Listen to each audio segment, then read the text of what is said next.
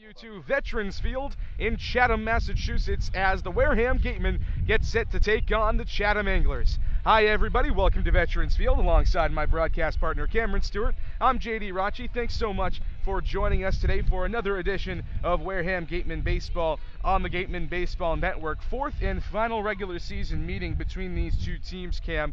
The Gatemen have dominated the first three, 3-0, including an opening day win against Chatham here at Veterans Field. That's the last time this team was out here, and 3-0, but it's also a plus 15 differential. They have been dominant wins. Yeah, they've been coming out offensively in all of those games, 5+ runs in all three of the contests this year, and I think obviously highlighted by that opening day victory where it was a close game for most of the night. It was a one-run game going into the ninth inning. It was 5-4, the Gatemen led, and it ended up being a 12-4 victory. So they brought the bats. Obviously that was in the Andrew Vaughn era. He hit the grand slam. That kind of blew things open in that inning. But each game since then, they've produced 6 runs and then 7 runs, so they've been comfortable in each one of these games against Chatham. They've jumped out at big leads against them, and they haven't been in stressful situations in each of the 3 times they've played the Anglers this year, and that makes for real easy games for you. And we mentioned the last time these teams played here at Veterans Field, a 12-4 win for the Gatemen on opening night in Chatham. 7-run top of the 9th inning to really seal it. They were already leading, but tacked on 7 insurance runs, and Chatham just couldn't do anything to come back from that. And it's really been a tough season overall for the Chatham Anglers at home this year. Just 4-7-1 at Veterans Field, one of the parks that is touted as one of the nicest and one of the most electric crowds in the Cape League. Why do you think Chatham has struggled so mightily on their own home turf? Couldn't tell you. It's really bizarre to think that as you mentioned, this is one of the pictures that you see when you hear about the Cape League is Veterans Field here in Chatham, and they just haven't defended it this year. Night tonight, it could be tough for either offense because the wind is blowing in. You can probably hear it in our microphones. It's blowing in from center, and it is blowing hard tonight. It's also pretty chilly. I don't know if the players just haven't gotten used to it a month into the season, but we've had a couple of real chilly nights here in Chatham. I've had the sweatshirt on since we got to the park hours ago, so it's must be one of the tough weather conditions, if anything, but I just can't tell you. 4-7-1 is just not going to cut it at home. But it's not like the Anglers are a bad team. 12-11-2 on the season, 6 points back in second place in the East Division behind the East-leading YD Red Sox. And a big part of that has been John Rave, Blake Sable, and Tristan English. We kind of talk about big threes. They usually come in threes. The Bourne Braves has their big 3. The Gatemen had their big 3 at the beginning of the season, and the 3 Team USA bats. And this big 3 is something special for the Anglers. All 3 almost at 900 OPSs on the season. The only one underneath is John Rave at 890. Good evening, everybody, and welcome. Yeah, it's been a 3-headed monster for them offensively. Each of them brings something new to the table. And it's so weird for us, for Wareham, to see Blake Sable doing so well, but obviously good for him, a 320 average and 977 OPS. For a guy who really struggled for the Gatemen last year, has been the key to the offense for the Anglers this year. And up at the top, you talk about it, they've just had been real good production at the top of the order. They lead the league in stolen bases as well, but specifically Tristan English has been Player of the Week twice in the Cape League this year. He's been really mashing the ball for them. So to have those key 3 guys in the middle, at the top, those 3-headed monsters, it becomes a lot easier for them to drive in those runs when everyone's getting on base. Former Gateman Blake Sable yesterday in a doubleheader sweep, a home run in Game 2 to win over Falmouth. They won 1-0 in Game 1 and then 7-2 at Artie Allen Diamond at Gov Fuller Field. And tonight, it's not going to be an easy task for the left-hander out of St. Mary's. The Gatemen starter tonight, Ken Waldachuk, and he is coming off a really tough outing against Hyannis that happened over a week ago. Not somebody that you typically see waiting that long in between starts, considering there haven't been many rainouts or anything of that variety. How do you think maybe the time off can help him rebound from a tough outing? Well, I hope that's been eating away at him for the last week here. As you mentioned, rough last start, and out of the bullpen his last time too wasn't very good. So it's gonna be good for Waldachuk, I hope, for his mental capacity to get back into the game today. But it's always weird to lay off that long, 9 days. You know, in the majors it's only 5, and in college baseball it's the week at most. But 9 days is gonna be tough to recover. But he's had time to rest. It's a guy who's thrown a lot of innings this year, though, over college baseball and the Cape League, so maybe it is important for him to get that rest. We're starting to see some guys leaving on innings counts, so it might be good for Waldachuk to kind of space out his starts for the rest of the season here. He is the best remaining starter that the Gatemen have. Waldachuk going up a really tough Chatham Anglers lineup in just about 13 minutes or so. Should be a good one from Veterans Field. The Gatemen trying to pull off the season sweep over the Chatham Anglers. First pitch coming up in about 13 minutes, but for now we're going to start the Gatemen Pregame Show with our host today, Henrique Demore. Wareham is coached by Jim Lawler, Michael Mobbs, and Matt. Thank you very much, JD and Cam. My name's Henrique Demore. Like they said, pitching matchup today should be a good one. We talked about Ken Waldachuk and how he has struggled as of late, but he is just pound for pound the best remaining starter in this Wareham rotation. He's a power arm, still the 18 strikeouts in his 15 innings of work, but that 5.28 ERA really has skyrocketed after a tough outing at Hyannis and then a tough one at home against Bourne. 10 earned runs in his last 6 innings of work, but before that, just 1 earned run in his first 9. Opponents went from hitting 161 against him to 279. And opposing him, a guy that the Gatemen have seen once before, but only in relief, and that's sophomore Daniel Davis out of Auburn. He has not allowed a single run, earned or otherwise, on the year in his 11 innings of work, 14 strikeouts, 3 walks, just 2 hits for Mr. Davis. And in his outing against Wareham, it was a long one. He's only had 2 starts this year, 3 appearances total, but the relief appearance against Wareham was 3 2/3 innings of work. He walked 2, and he only allowed 1 hit as well. He has been absolutely lights out for Chatham this year, one of the stalwart sticking points of their entire pitching staff, bullpen or in the rotation, as we've seen. He didn't have that great a year this year at Auburn, and just a 4.68 ERA, 3-4 on the year. He struggled to find the zone, 32 walks compared to 70 strikeouts. An opponent's batting 278 against him. It was a tough year for him. We'll take you through starting lineups here as well. But first, our Mary Orders early got to catch up with Ken Waldachuk before today's game. Thanks, guys. So, Ken, it's been a little over a week since your last appearance. How are you feeling about today? Feeling pretty well rested. I feel like I'll be able to go out there, give it my best. Was there any reason for taking that much time? I threw a lot of innings in my collegiate season, so I just took a couple days after my last start to let my arm recover more. And you've also come out of the bullpen for the Gatemen. Do you approach the game differently when you're starting versus coming out of the bullpen? Yeah, coming out of the bullpen, I know I'm going to be throwing less pitches, so I'm going to use more effort in each one and using my best pitches every pitch because I know I'll be facing the lineup all the way through. So then do you feel like you have to stretch out the pitches, or how is it different than starting? So say if I'm starting, I might want to hide pitches for later in the game if I have to face the batter multiple times. But coming out of the bullpen, that's usually not the case, so I'm just going to use whatever is going to get him out. And with the absence of Lund and Matulovic leaving, how are you guys looking to step up the other pitchers? We're going to have to eat some innings. I think we're getting a couple more guys to take their spot, so we'll see how they are. But, I think we'll still be able to do well. And we're more than halfway through the regular season now. What's been your favorite part about the league?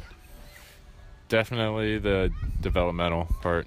I feel like I've been able to look at a lot of film and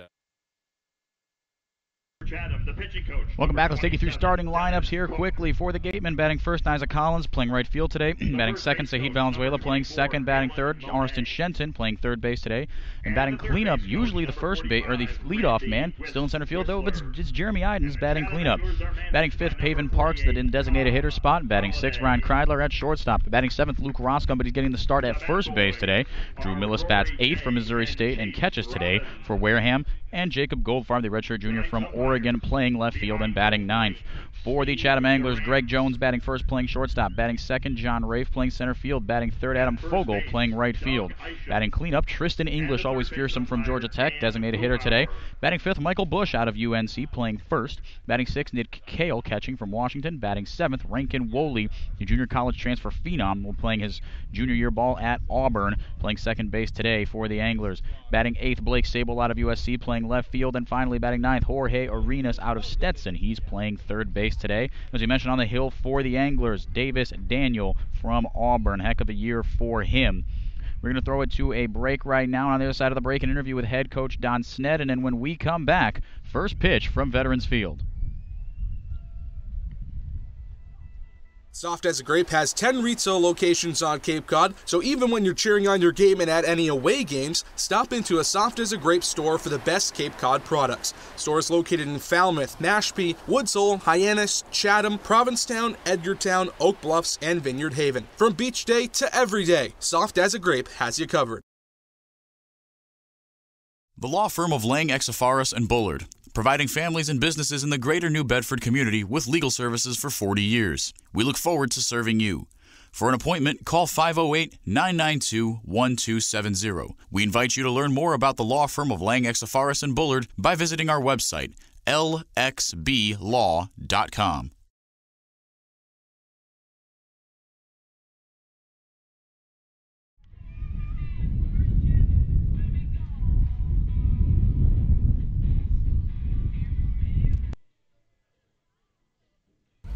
Thanks, guys. So, Coach, I was reading the article that Ian wrote, and you mentioned pitching as definitely a point of weakness from yesterday. What specifically about the pitching did you notice? Well, we didn't throw strikes, and you just can't give them men on base, because then when they do get a hit, it means runs.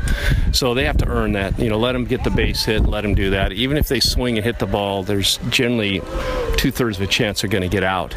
And obviously it's a 100% chance if they walk or get hit by a pitch. So we've got too much charity going on out there, and so the base hits are killing us because we have men on base because of the walk. Do you think it was more of a mechanics thing or more mental? Well, I wish I knew that answer. We had some tough outings with there, and it can be mental. We hope not at this point, because these guys are all mature college pitchers, and they're just pitching in an environment that is probably less intimidating, I would think, than what they're at school. But sometimes the mind does take over, and if you can't control yourself, you can't control the game. So that's my first order for them, is learn to control their emotions, then they can control the baseball. And the hitting also wasn't really going yesterday. What are they going to have to do to get their bats going tonight? Well, they had a left-hander that was throwing us all over the place, that threw 110 pitches in 5 innings, which just is unheard of in the Cape. I've only heard of 110 pitches in 9 innings one time, and that coach got a call from their college coach the next day. So I'm not sure. With that, we just didn't get that pitch when it did come over. So effectively wild, I think, would be an appropriate term for that left-hander on that, and we just didn't barrel up the ball at the times that we did have an opportunity. And how do you balance kind of just forgetting about yesterday's loss and learning from it? Well, it's just we stick with this thing after the game. We talk about it. We talk a little bit before the game, and then it's dropped, and then you have to have short-term memory from that point on. Now it's a brand new day, and that's what's great about baseball, is what you did yesterday does not matter. It's not like football where you got 7 days to look at films and analyze every little thing. This, you got to forget about it, start a whole brand new day today. And lastly, what are some keys to tonight's game? Well, again, we have a little host of pitchers that haven't thrown a lot. Wallachuk has thrown. We've given him a little bit of rest so he can come back and deal with some things, and I think he's ready to go. So we hope to get at least 2-3 innings out of him, just to get him on track for the rest of the summer. And Lockhart hasn't pitched hardly at all, and he's been a position player. So it's going to be a big test for him to see if he can pitch. So those 2 guys will be the key for us, and we'll just have to back it up with the rest of the pen. Coach, thanks so much. Guys, back to you.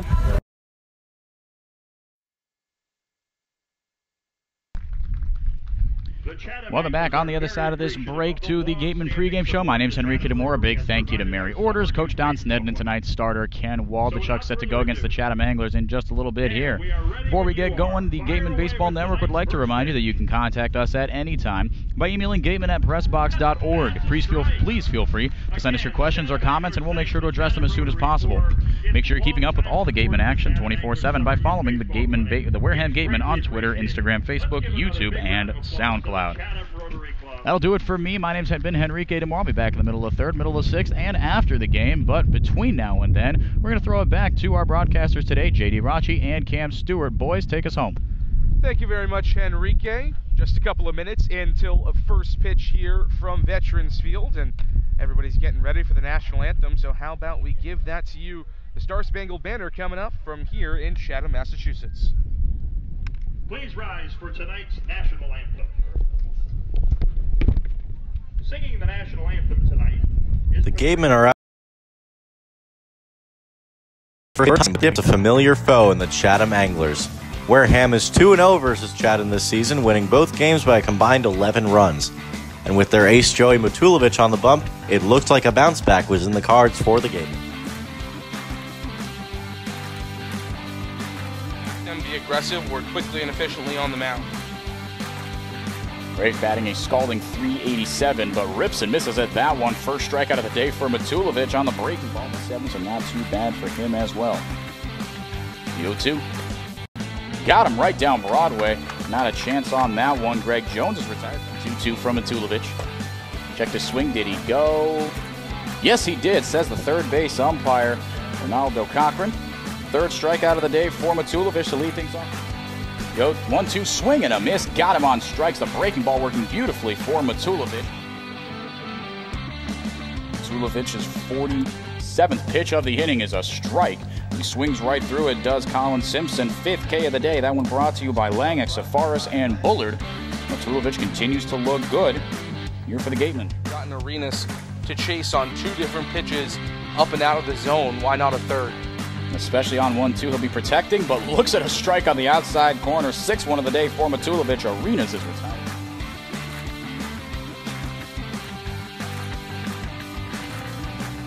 Right behind Valenzuela. 2-2, rocketed into left field. That's a base hit.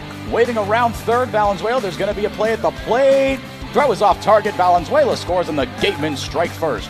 1-0 on the Lockhart Jr. RBI single.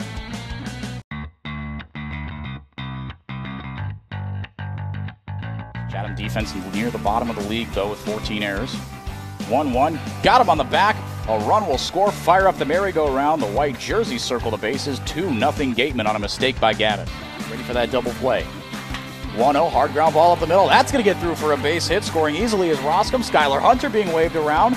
And the speedy center fielder is in for a 4-0 Gatemen lead. Out in front of the competition early indeed.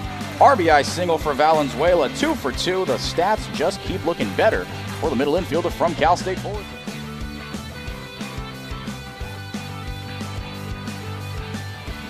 Takes off, hard ground ball past the glove of a diving Pavin Parks.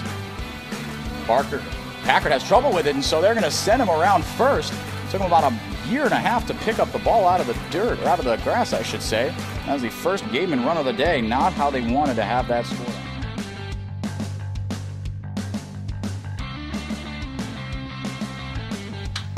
That one skied into right field. Going back on it is Fogel. He looks up, and it's gone. Just as I say that, a 2-run shot for Brian Packard. Seems like he's gotten something going. The Gatemen lead it 7-0. A 2-out rally here as the Gatemen push 2 more across.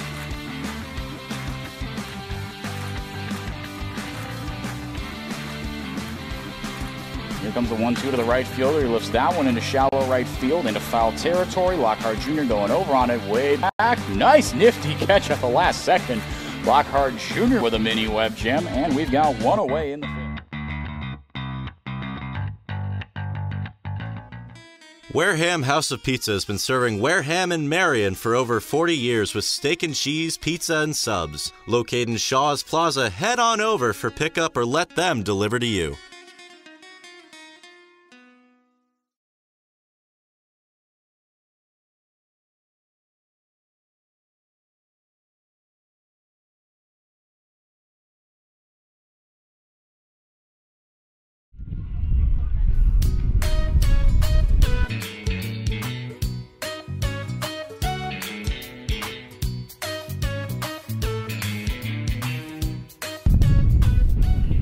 Welcome back to Veterans Field. The highlights from the last time these two teams met, a 7-3 win for the Wareham Gatemen at Spillane Field, and now the Chatham Anglers are on the field today in their white and blue pinstripe home uniforms. White jerseys with blue pinstripes down every single part of the uniform. Anglers written in script arcing up from left to right with a dark blue underline underneath it. The script is in blue. Meanwhile, the numbers are on the front of the jerseys are red, outlined in blue on the lower left rib cage. On the back of the jersey, blue numbers outlined in red, and the pants today are white with the pinstripes as well. The hats today for the Chatham Anglers are the blue home caps with the red bills. The Chatham Anglers script A, Old English A in red with the fish hook running through it. Gatemen's uniforms today, the road blues, big Wareham W in red on the left breast, numbers in red on the lower right rib cage, and then on the back the numbers are red outlined in white. The pants tonight are gray with blue piping.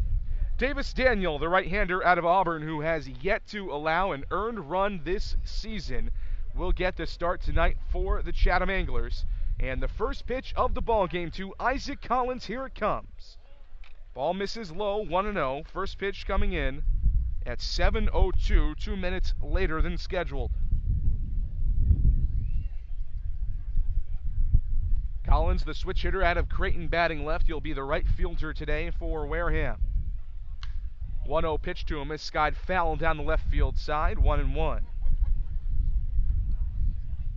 Davis Daniels made three appearances this season, 2 starts. He's gone 11 2/3 innings. He's given up just 2 hits, 3 walks to 14 strikeouts. He has been one of the most dominant arms on the Cape this season. Ball and a strike out of the full windup. The pitch home to Collins, misses outside, 2 balls and a strike. Meanwhile, Collins this season hitting .283 on the season with 13 hits, a double, a home run, and 4 RBIs, 7 walks, and 13 strikeouts. He's really come into his own since being shifted over to right field a few weeks ago. 2-1 from the right-hander. Swung on, hit to the 3.5 hole and in through into right field for a base hit. Isaac Collins on with leadoff single.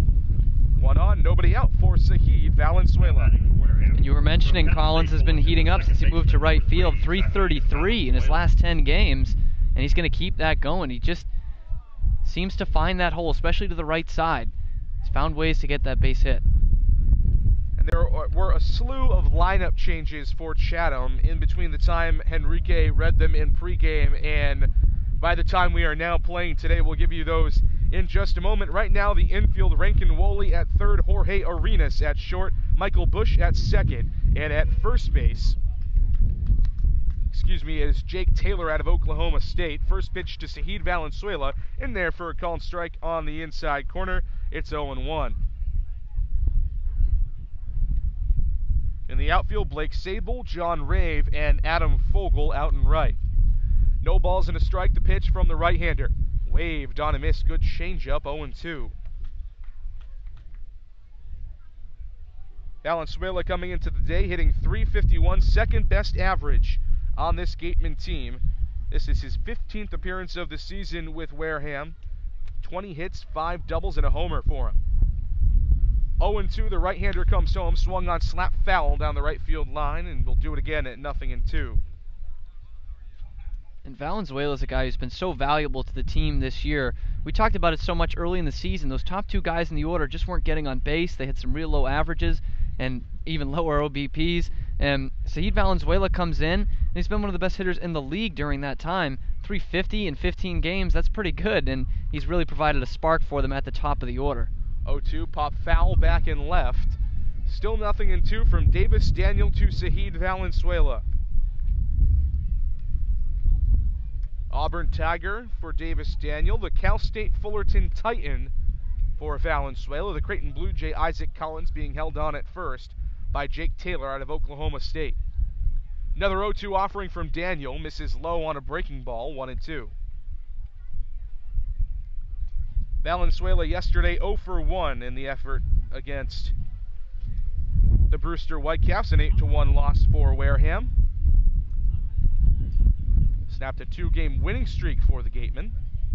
1-2 from the first base side of the rubber, fouled off into the netting behind home plate. Still a ball and 2 strikes. A lot of defensive, or really lineup substitutions in the latter half of that game for the Gatemen. Valenzuela got the start at second base, walked, was hit by a pitch, and grounded out before being relieved by Oliver Dunn in the 7th inning.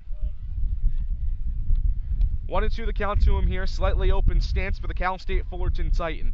The right-hander Davis Daniel comes set at the waist. His pitch home. In there. Called strike 3. Breaking ball on the outside corner.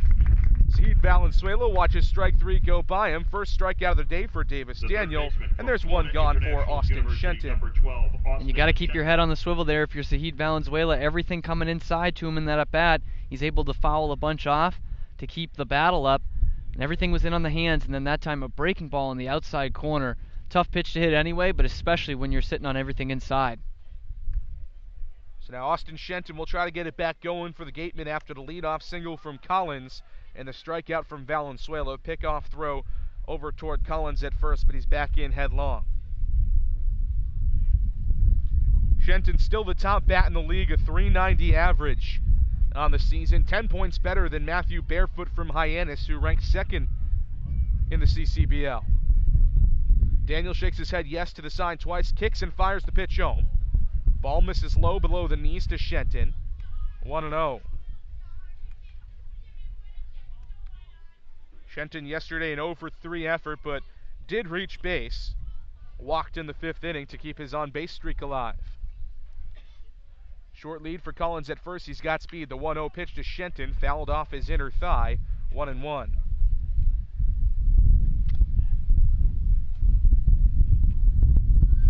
Shenton, the Florida International University Panther. Not only is the average up at .390, but he gets on base more than 50% of the time, a .505 on base percentage for him. The OPS at .1029 this season. Ball and a strike. Daniel comes set at the belt. Kicks and fires the 1-1 pitch inside. Isaac Collins off with the pitch. It's thrown down out of the glove of Jorge Arenas at shortstop. And now as it trickles into right field, Collins is up to third. It was a good throw from Nick Kale behind home plate, but it just popped out of Arenas' glove. So Isaac Collins all the way to third now. The pitch missed inside, and it's 2-1. And circle this one in your box score if the Gatemen are able to capitalize on it, because Kale had him dead to rights down there at second base, throwing against the wind, which normally isn't very tough, but on a night like tonight, that's blowing really hard at you. And you said it, just right off Arenas' glove. And then it bounces over towards that second base side, where the second baseman Bush is also backing up the throw, and because of that, he can get to third. 2-1, it hit Shenton on the wrist.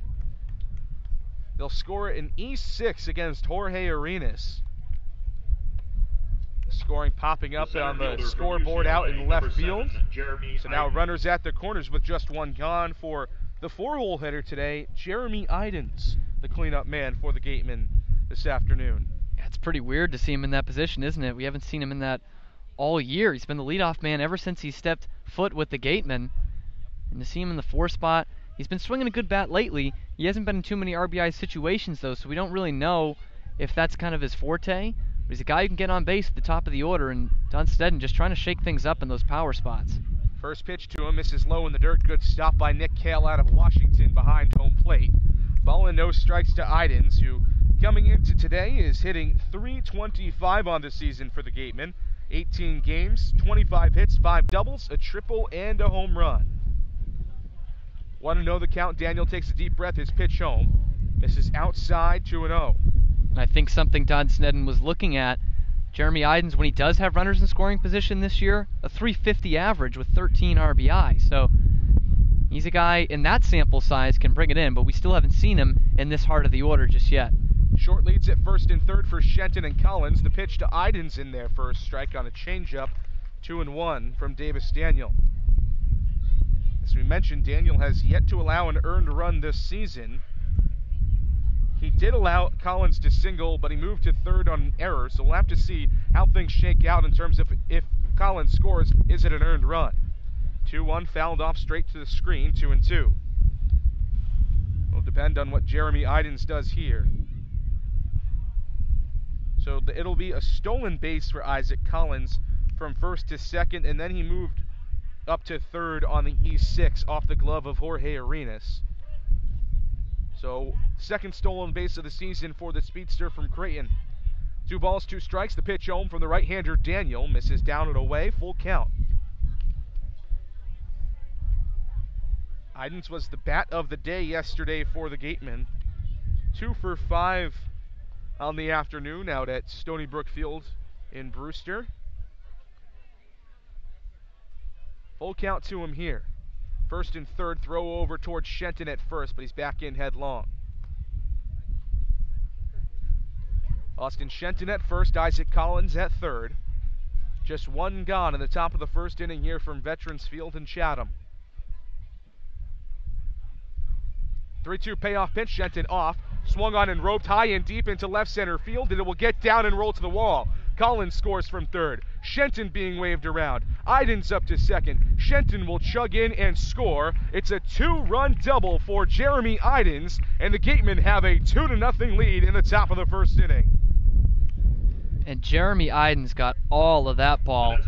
Wonder where it would have landed without the wind tonight, but right off the bat, I was actually even a little surprised. Isaac Collins, obviously, you're taught to go back to third base on a fly ball, but there was no doubt right off the bat this thing was getting down for extra bases. Great way to start off the game, and all of a sudden, Don Sneddon looks brilliant for putting him in that cleanup spot. Picking up 2 RBIs, he's now up to 16, on the season for Idens. Second on the team, one of the top RBI guys in the league. First pitch here to Paven Parks is swung on and popped up on the infield. The third baseman, Rankin Woolley, floats in toward the pitcher's mound to make the catch, battling the Sud. There's quickly 2 gone. So still a runner in scoring position in Jeremy Idens with his UCLA teammate Ryan Kreidler coming to the plate. Kreidler went 0 for 4 yesterday against Brewster. The numbers have been pretty good for him on the Cape. 255 in 14 games, 12 hits, 2 doubles and a home run coming a couple of nights ago, and the first of the home-and-home series with the Whitecaps on Monday at Spillane.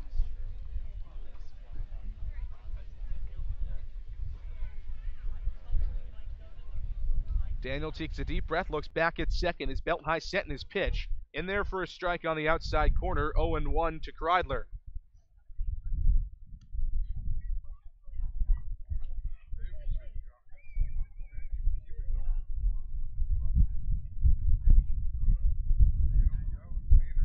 No balls and a strike to Kreidler, who went 0 for 5 yesterday, as we mentioned. The 0-1 from Daniel. In there for a strike on a breaking ball in the outside corner. 0-2. Home plate umpire tonight, Steve Durant's Doug Isham at first base with Dan Boomhour out at third base. We saw Boomhour and Durant as part of a umpiring crew on Monday at Spillane against Brewster. Short lead for Idens at second, not being held on there. The 0-2 pitch to Kreidler misses up and in. A ball and 2 strikes.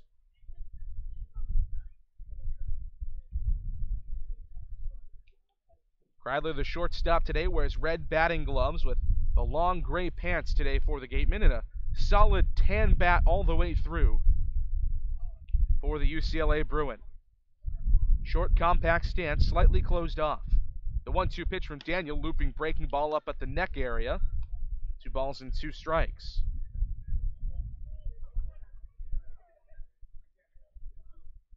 Wind, as we mentioned, blowing straight in. It's come in bits and spurts, but it's pretty consistent, at least a breeze straight in from center field that sometimes it is quite hefty as it starts to pick up here. The 2-2 from the right-hander Daniel, swung on, tap foul down the third base side. Scooped up by a Chatham angler in the dugout. Even count, 2-2. Both runs will be charged as earned runs against Davis Daniel, so the error does not come back and help him in terms of the stat line for the right-hander. So he's now given up his 2 first earned runs of this season in his first inning of work against the Gatemen. Look back at second, the 2-2 from Daniel. Breaking ball outside, 3 balls and 2 strikes, another full count. After that pitch, Daniel has already thrown 28 pitches in this first inning. It's been one of the strengths of the Gatemen, has been getting to the bullpen early and beating up on starters. Yeah, and they're doing it to a pretty good one here. This is the way you want to start your game. At least 2 runs in the first inning and really work that pitch count. 3-2 from Daniel, swung on and skied high into right center field. The right fielder Adam Fogel drifts to his left, takes a couple of steps in, and gets underneath it for out number 3. But the Gatemen score 2 in the top of the first, a 2 RBI double from Jeremy Idens. A 2-0 score as we head to the home half of the first inning here on the Gatemen Baseball Network. Learning at Curry College extends beyond the classroom and is embedded in all that they do. Curry prepares students to engage in successful careers and active citizenship with a global perspective. Explore undergraduate majors, minors, and concentrations, including new majors in accounting, biochemistry, and software development, online at www.curry.edu.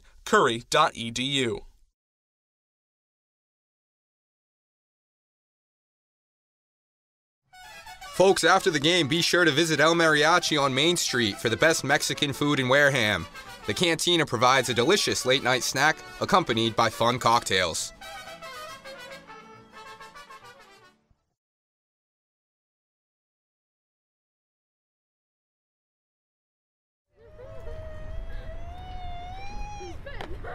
Beat the heat and join us at Waterways, a water experience unlike any other this side of the bridge. Open daily, head over to the water park on Route 28, the Cranberry Highway. Which is to inoculate all of the work.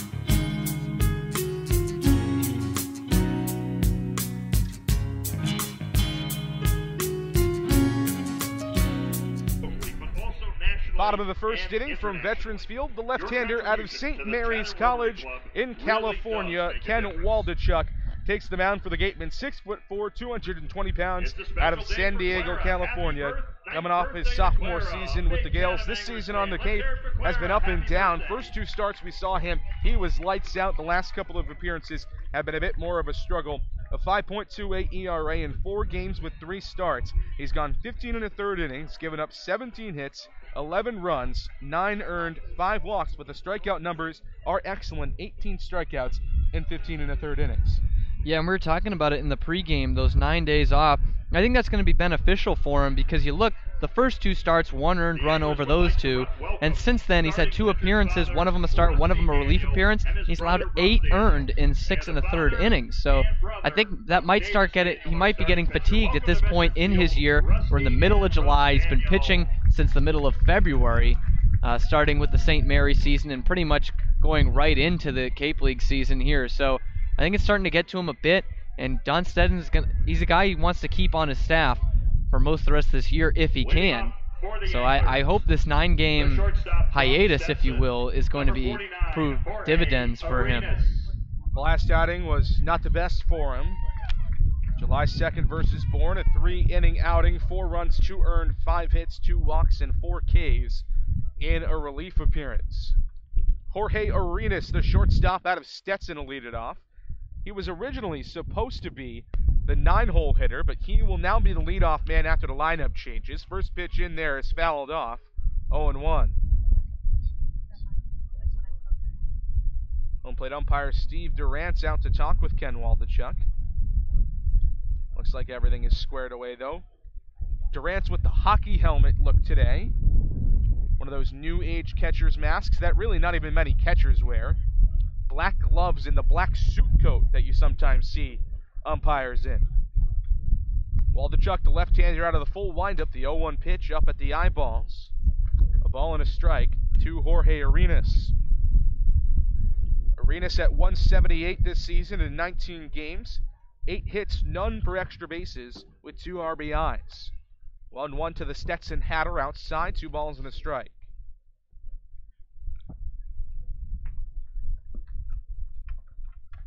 On base percentage almost 100 points higher at 269. He does reach on walks quite a bit. 2-1 outside to him. 3 balls and a strike from Waldachuk. 6 walks to 9 strikeouts. Pretty nice ratio for him.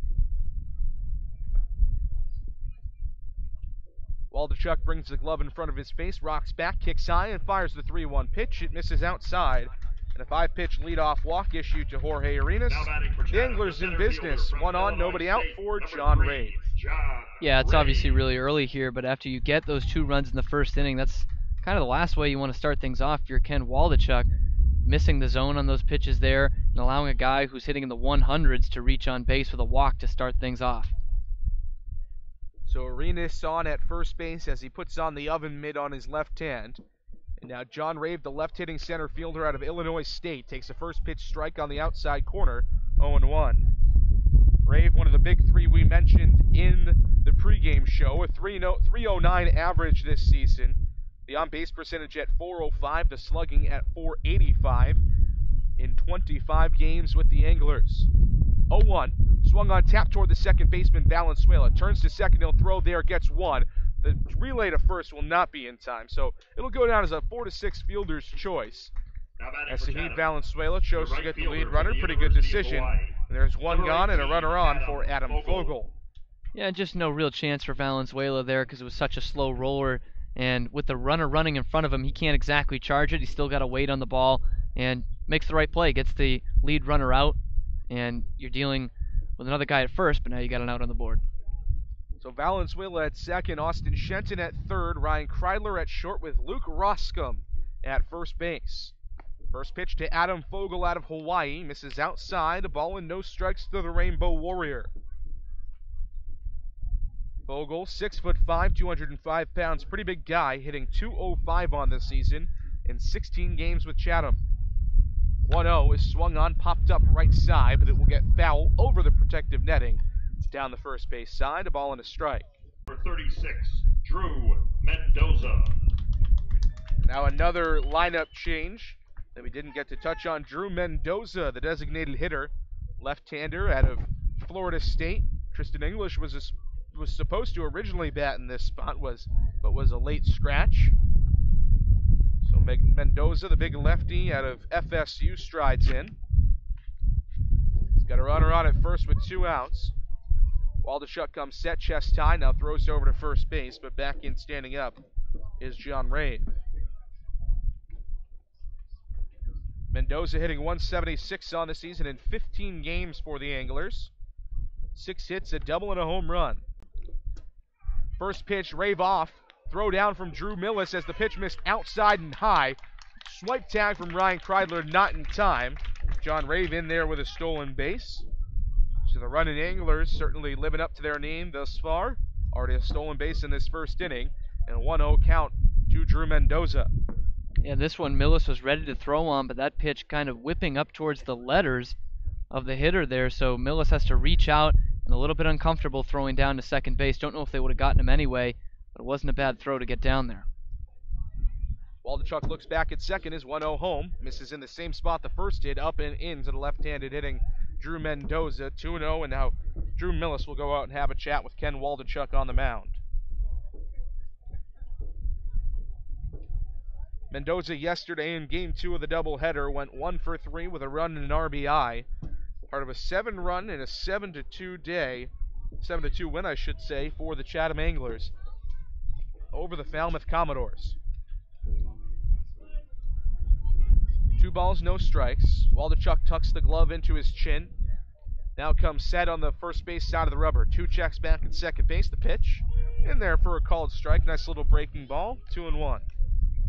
Gets Mendoza guessing a little bit there. 2-0, he's thinking fastball. But Waldachuk just trying to keep him confused there. It's a guy that's hitting under 100, 091 against lefties this year.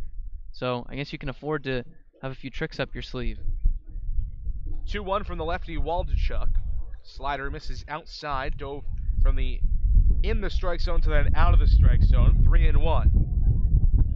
Drew Millis behind home plate today for the Gatemen. Day off for Gian Martellini after he started yesterday's game against Brewster. 3 balls, 1 strike, 2 outs. Runner at second. The pitch from Waldachuk. Waved on a miss. Big fastball blown by Mendoza. Full count, 3-2.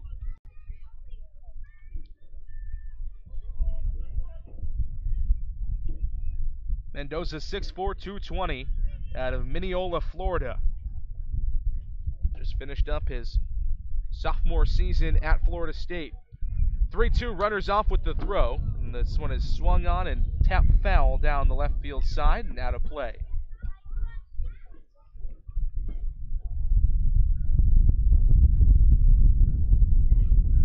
John Rave, the speedster out of Illinois State, on at second base. Drew Mendoza, the left-handed bat, at the plate for the Anglers. 2-0, the Gatemen lead in the bottom of the first inning. Ken Waldachuk on the mound. He comes set, chest high, arms extended out. It comes up and hits Mendoza in the head. Breaking ball just did not break the way Waldachuk wanted it to.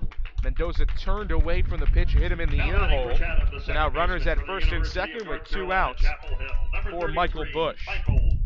This one could come back to haunt Waldachuk. He knew he had Mendoza there. I loved his pitch selection on 3-1. I mentioned the 091 average against lefties. He hasn't been able to get it going against left-handers all year and blew a fastball right by him. Mendoza knew that fastball was coming. Waldachuk, not his strongest pitch, but he says go out there and hit it. And then a few pitches later, missing on the breaking ball on what was supposed to be the payoff. Michael Bush, the batter now out of UNC. First pitch to the left-handed hitter is in there for a strike. Fastball on the inside corner, 0-1. Bush at .250 on the season. In 8 games with Chatham, a .344 on base percentage. He's walked 3 times, 7 hits and a home run for him. Ropes this one into the left center field gap and down for a base hit. Rave being waved around third base. He will score. An RBI single for Michael Bush as Drew Mendoza moves from first to third, and it's 2-1 Gatemen in the bottom of the first inning. And the woes continue for Waldachuk as Bush was just all over that pitch. I think he tried to sneak another fastball by him, and instead he shoots it the other way. And all of a sudden this lead is halved, just like that. Number 56, Nick Kale. Still not out of the woods yet either if you're Waldachuk. Runner 90 feet away at third base is Drew Mendoza. Michael Bush on at the other corner at first. Nick Kale, the catcher out of Washington, coming to the plate. Kale at 154 in 9 games this season with Chatham. Coming off a College World Series appearance this season, the first ever for the Washington Huskies. First pitch breaking ball inside, 1-0.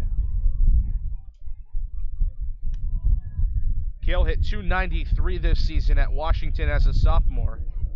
Pac-12 All-Conference team with the likes of Andrew Vaughn.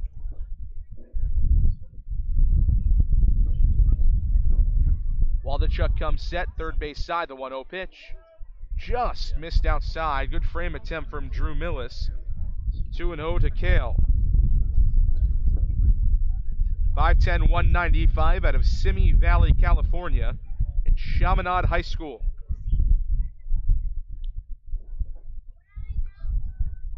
Throw over to first base, but back in standing up is Michael Bush.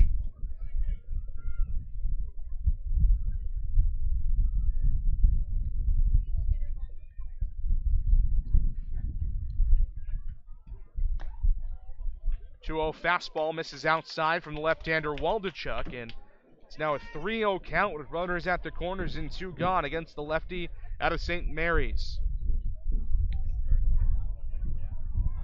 Big pitch coming up here. Don't want to issue a 4-pitch walk to Kale. The 3-0. Get me over fastball, misses inside. Kale trots down to first. Bush up to second, and now the bases are loaded with 2 gone for Rankin Woolley. That was a pretty good-looking pitch there from Waldachuk on 3-0, and it looked like even Kale was surprised that he was going to walk down there with a walk. But Waldachuk's got to bear down, or this could get real ugly real quick. Bases loaded for Rankin Woolley, headed off to Auburn University next season. Spent a year in junior college this year.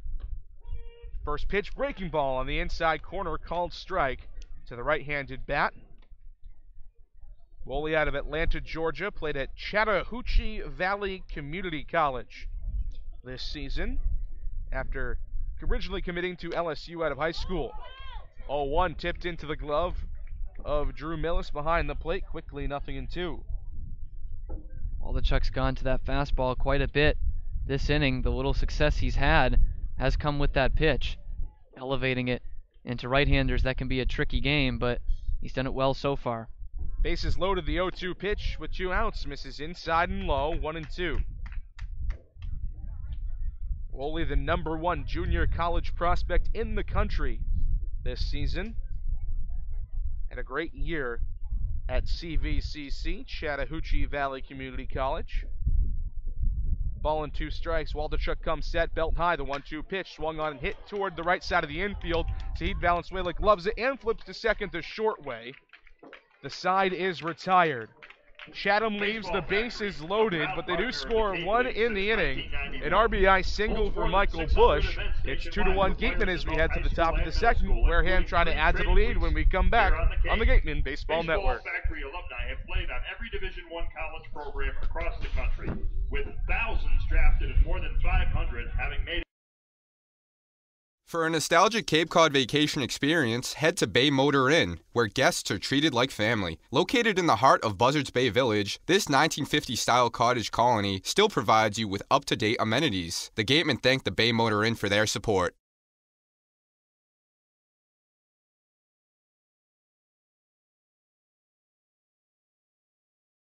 Are you hungry? Visit the concession stand for some new menu items. Try fried dough, chicken fingers, or french fries along with your regular favorites, hot dogs, burgers, cold drinks, and ice cream. Proceeds from the concession stand support the Gatemen and the Wareham High DECA program.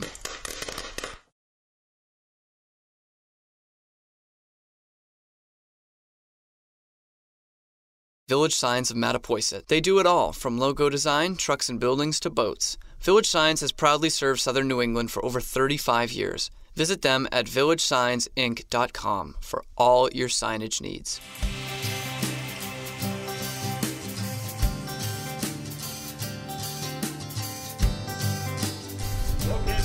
Davis Daniel, the right-hander out of Auburn, back to the mound for the Chatham Anglers in the top of the second inning.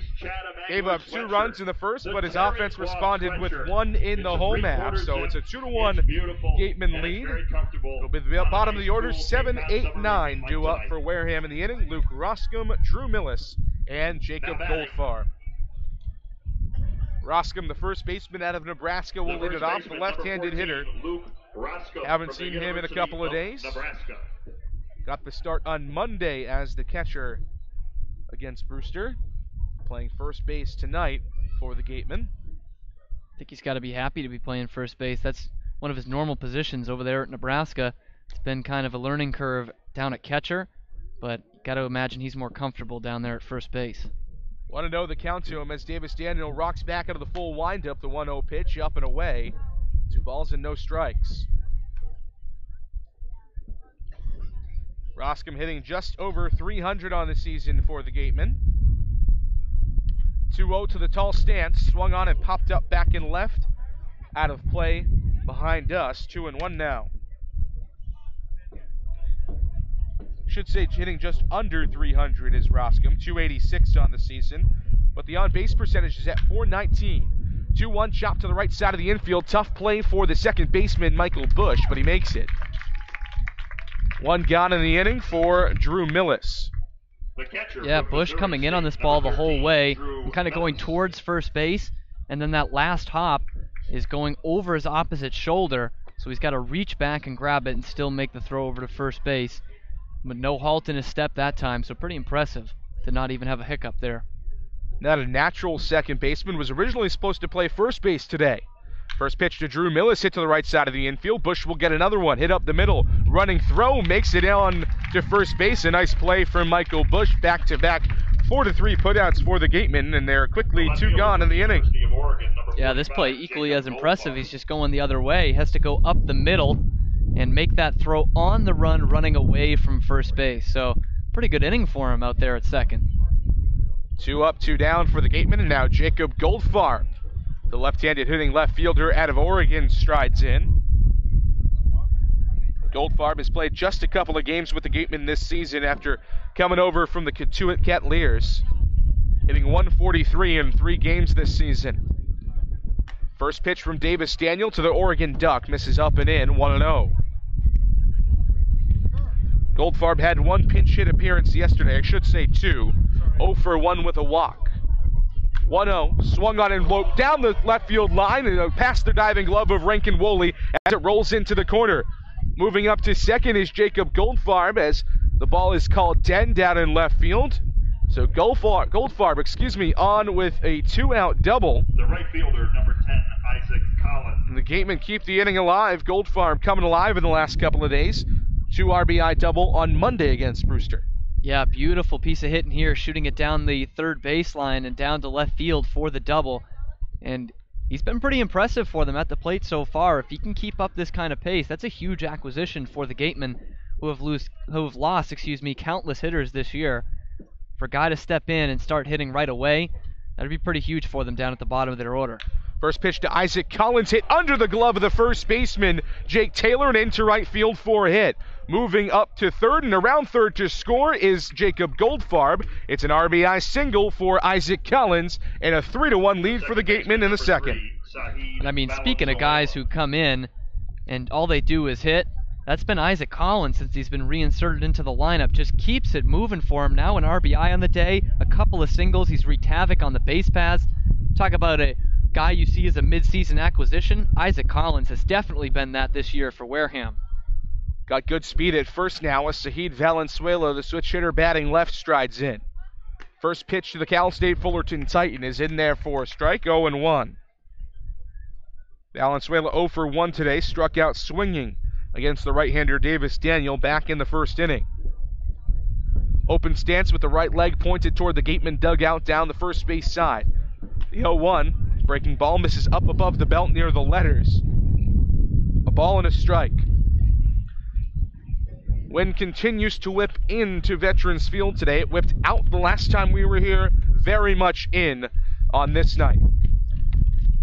Daniel working from the first base side of the rubber out of the stretch. He comes home with the 1-1 pitch hit back up the middle toward the second baseman Bush. He'll flip it over to the shortstop Jorge Arenas for out number 3.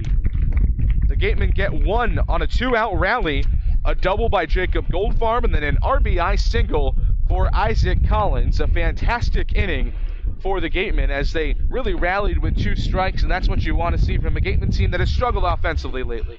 Yeah, it was some real clutch hitting for them that inning. And down at the bottom of the order, you get 2 quick outs, and Jacob Goldfarb comes through with the double, and he just does his job, flips it up to the top of the order, and gets the score on the next hitter. And somebody that has seen many a run score this season is Mike Mobbs, the third base coach for the Wareham Gatemen, and he's with our Mary Orders down on the sidelines. Thanks, guys. So, Coach, what are some of the keys for the offense tonight after a tough night last night? Yeah, this lineup has been really good all season at just flushing things when we have a bad night. Good baseball players have a short memory, and I was real confident that we were just going to come out and play today's game. We knew we had a good pitcher, hasn't given up a run all season, but I believe this is the best lineup in the league, top to bottom, and so far we're showing it. And we're more than halfway through the regular season. What's been some of your favorite things about this year so far? Just the resilience and toughness of this group. We've obviously lost a bunch of players to Team USA along the way. We've had a few injuries, but it's just next man up mentality, and these guys embrace that. The 2018 Cape League All-Star Game will be played at White House Field in Harwich Sunday, July 22nd. Game time is 6 p.m. Gates open at 2. One highlight will be as always, Mike Mobbs, the guy that waves everybody around third. You could say he's the most crucial part of this Gatemen offense, you could say. Yeah, and I don't even know, thinking back on it just from my head, if we've had any guys thrown out at the plate for the Gatemen this year. So, gotta say he's doing a pretty good job. He certainly has. Now Ken Waldachuk, the left-hander, back to the mound. His first pitch into the first batter of the second inning for the Chatham Anglers, Blake Sable. Misses up and in, a ball and no strikes to the USC left fielder. Now, we like Mike Mobbs, but I always say with third base coaches, it's like the umpire. If you know their name, it's probably not a good sign. The 1-0 into Sable at the knees, called strike 1-1. I was talking to Mike Mobbs before the season, or really during the early part of the season. He said, hey, if I ever send anybody around third base, you didn't see it if they get cut down. But he has certainly done a great job. I don't remember anybody getting cut down at the plate for the Gatemen this season. 1-1 breaking ball from Waldachuk in there at the knees for a called strike, 1-2. And he says his players have to have short memories. You gotta believe the third base coach does as well. He might have to have a shorter memory than really anybody on the field. Yeah, you send a guy, gets gunned down at the plate, you got another guy at third. 1-2, waved on and missed out of the hand of Ken Waldachuk. Elevated fastball gets Sable to go down on strikes.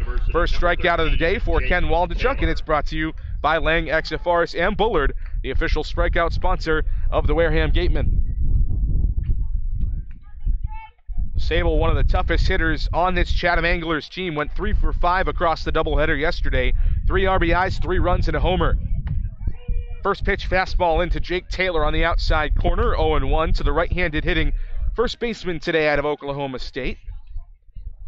A couple of Cowboys on this Chatham roster. 0-1 fastball up and away. 1-1. Waldachuk labored a little bit through the first inning, but at least the first at-bat to Sable in this inning has been great. 1-1 is swung on, roped into right field. Sinking line drive, stop, and it's made, and a catch made by Isaac Collins.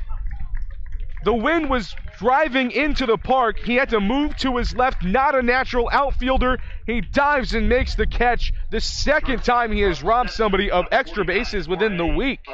Yeah, we talk about him making that adjustment offensively, but defensively it's been so stellar. You talked about it. He robbed a guy on Monday as well, and this one was an even tougher play. Even though he's going towards that foul line, he's got to extend. It's almost a full extension there from Isaac Collins, a fairly new right fielder. What a play. Absolutely incredible as the first pitch to Jorge Arenas, top of the order for the Anglers. Misses low and in, 1-0. Had to move to his left and made an absolutely wonderful play out there. The 1-0 pitch from Waldachuk to Arenas, way behind on a fastball as he swings and misses, 1-1.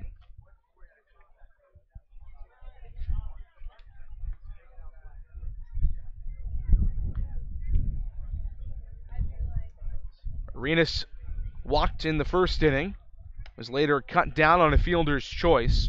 1-1 breaking ball misses up and in, 2-1.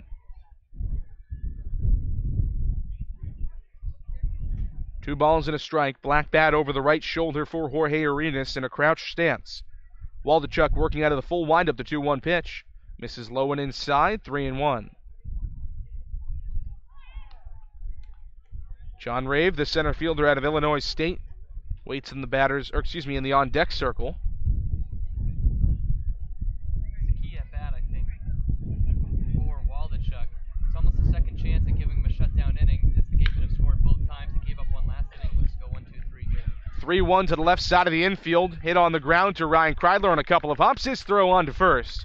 In time for the final out of the inning.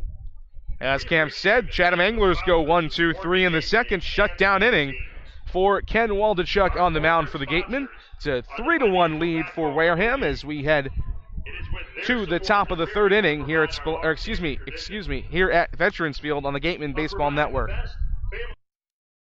One of the Gatemen's favorite places for their post-game meals is Cool Cone, where you can get anything from fried clams and fried chicken to an ice cream sundae, and then top it all off with a round of mini golf. Cool Cone, located on Route 6 on the Wareham-Marion line. Legacy Insurance Agency at 213 Main Street here in Wareham can offer you coverage for all your insurance needs. We have the bundle discounts, the accident forgiveness, the vanishing deductible, no loss, etc. But unlike those other gimmick companies, we can quote you with multiple carriers. So forget the lizard and the price tool and come talk to a professional. We'll help you find what's right for you. The law firm of Lang, Exafaris & Bullard, providing families and businesses in the greater New Bedford community with legal services for 40 years. We look forward to serving you. For an appointment, call 508-992-1270. We invite you to learn more about the law firm of Lang, Exafaris & Bullard by visiting our website, lxblaw.com.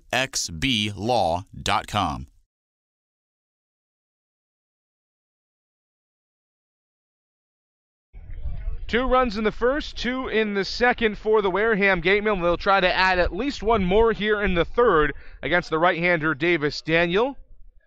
Austin Shenton, the leadoff man in this inning, 3-4-5 due up for Wareham. Shenton hit by a pitch in his first at-bat. He later scored a run. First pitch from Daniel to the FIU Panther is swung on and driven high and deep to left field. The left fielder gives it chase, and it gets foul down the left field line, all the way back toward the wall. We got a tough vantage point down the left field line, but luckily the third base umpire today, Dan Boomauer, made a great signal and a long strike number one for Austin Shenton. He almost went oppo taco on the first pitch of the inning.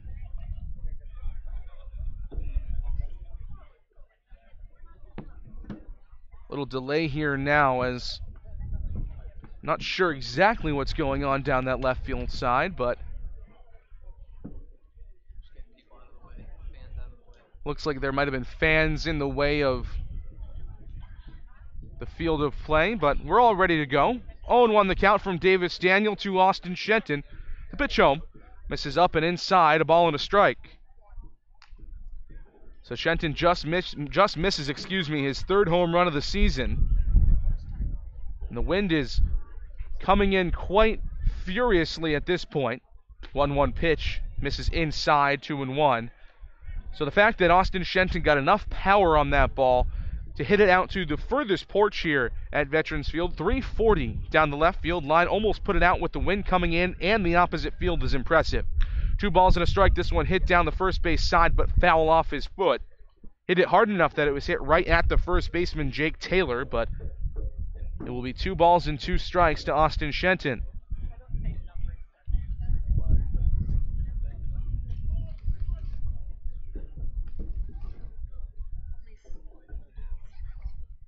Shenton with the black and white shin protector on his front right foot with the blue and gray Wareham Gatemen batting gloves on his hands. The 2-2.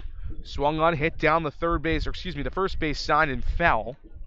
We'll do it again at 2 balls and 2 strikes.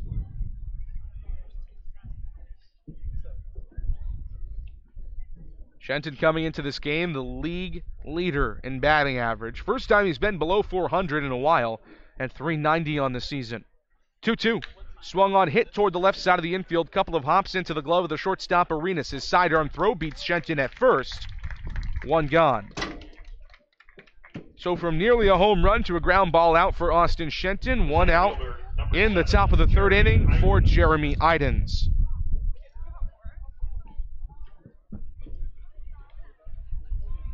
Idens the big bat in the 1st inning.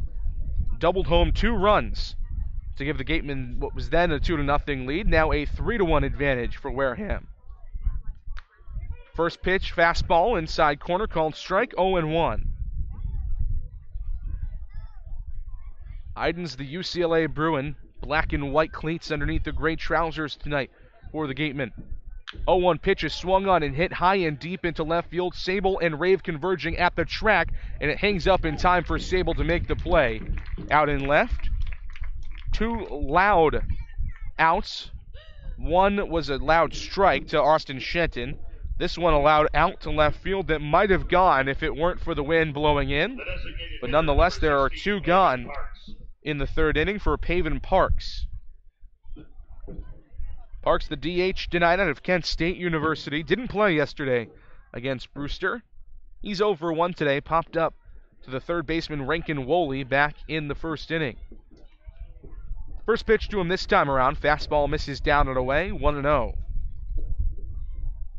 Popped out on the first pitch, so we didn't get to give you his numbers. He's hitting 237 this season on the Cape for the Gatemen. Ball and no strikes, pitch home, misses low and inside, 1-1.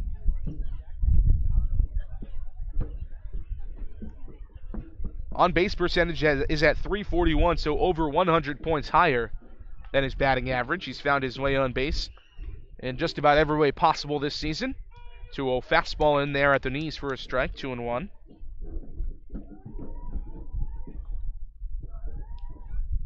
He's got 6 walks this season to just 11 strikeouts, so a pretty good ratio for him.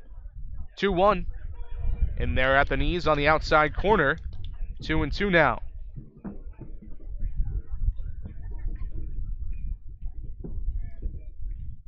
Seen Parks also pitch this season, a 2-way guy for the Golden Flashes. 2-2 breaking ball, just misses inside. Dropped from letter high to belt high, but missed too far on the inner half of the plate to the left-hander Paven Parks. Full count, 3-2. Davis Daniel working out of the full windup. Brings the glove in front of his face, over his head, kicks and fires the 3-2 pitch, swung on and blooped into shallow center field. Now back on at the shortstop, Arenas, backtracking to make the play for out number 3. The Gatemen go 1-2-3 in the 3rd inning, but it wasn't for nothing. A loud strike from Austin Shenton and a loud out from Jeremy Idens. Bats have come alive here against the Chatham Anglers at Veterans Field. It's a 3-1 lead for the Gatemen as we head to the home after the inning. When we come back from this break, Enrique DeMora will have a Cape League update when we come back on the Gatemen Baseball Network.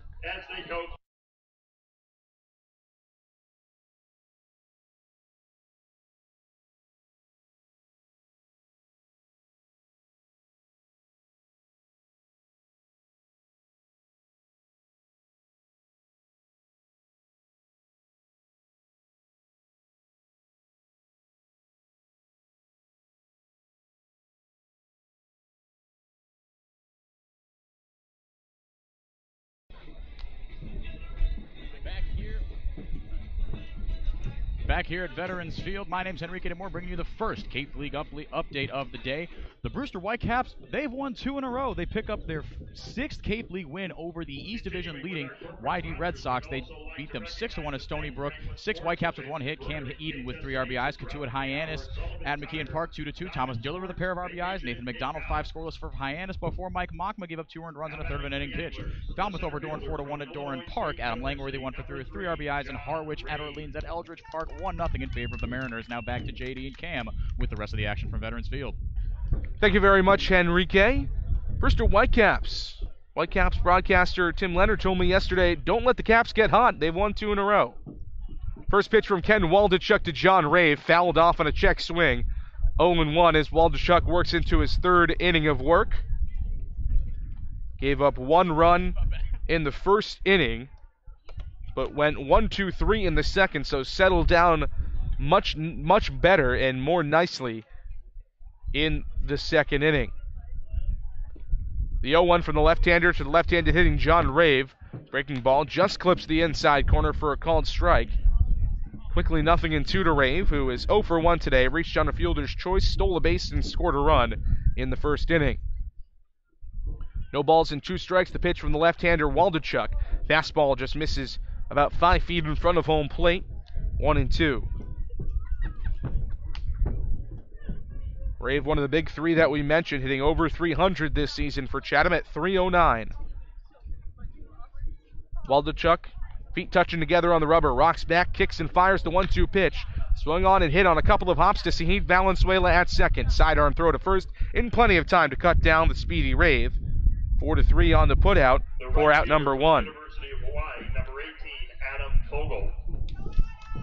So 1 up, 1 down for the Anglers. 4 in a row set down for Ken Waldachuk. Adam Fogel, the right-handed hitting right fielder out of Hawaii, strides in at 6'5". He's 0 for 1 today, popped out to the shortstop Ryan Kreidler on the shallow left field grass back in the first inning. First pitch from lefty to righty, fouled off into the screen just above the Gatemen dugout down the first base side, 0-1. Fogel, the Rainbow Warrior, trying to get things going here in the 3rd inning for Chatham. They've been silent since 1 run came across to score against Waldachuk in the first.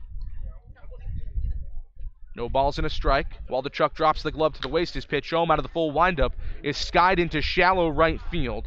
Isaac Collins and Jeremy Idens come together. Collins calls Idens off and makes the play for out number 2. Not nearly as flashy as his diving catch back in the second inning, but it still gets the same result. 2 up, 2 down in the inning for the Chatham Anglers. Here comes Drew Mendoza.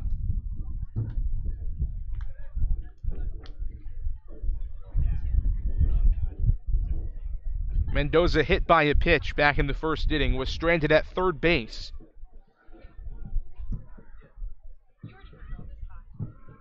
So he has yet to have an official at-bat today. Is the first pitch from Waldachuk this time around. Fastball in the inside corner, 0-1. Waldachuk had Mendoza at 2 strikes, and then a breaking ball just came up and hit him in the helmet. No ill will, though, between the two. 0-1. Swung on and fouled right back into the screen behind home plate. Hit pretty hard, but it's still 0-2. Mendoza, a late addition to the lineup today. Out of Florida State, wearing the garnet and gold cleats for the Seminoles. Under the blue jersey today for Chatham. 0-2, waved on and missed. Blew the breaking ball by him. Nasty stuff from Ken Waldachuk. His 2nd strikeout of the day. Brought to you by Lang, Exafaris, and Bullard. Back-to-back 1-2-3 innings for the Chatham Anglers against Ken Waldachuk. 3-1 Gatemen as we head to the top of the 4th here on the Gatemen Baseball Network.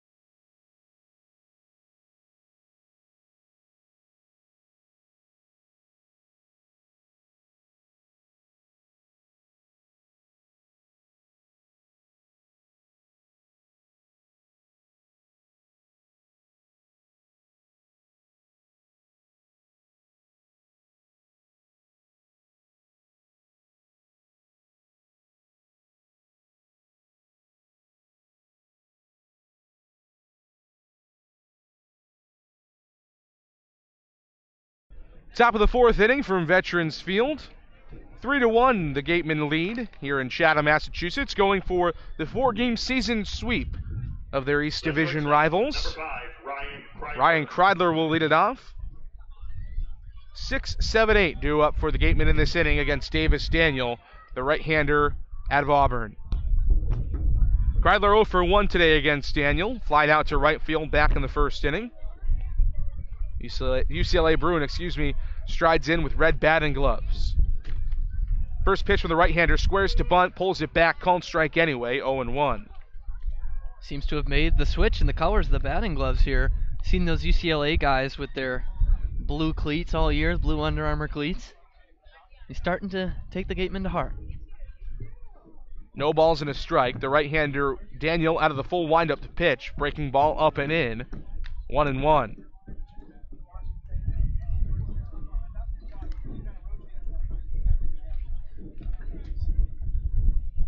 Sun starting to set here at Veterans Field. The lights are on.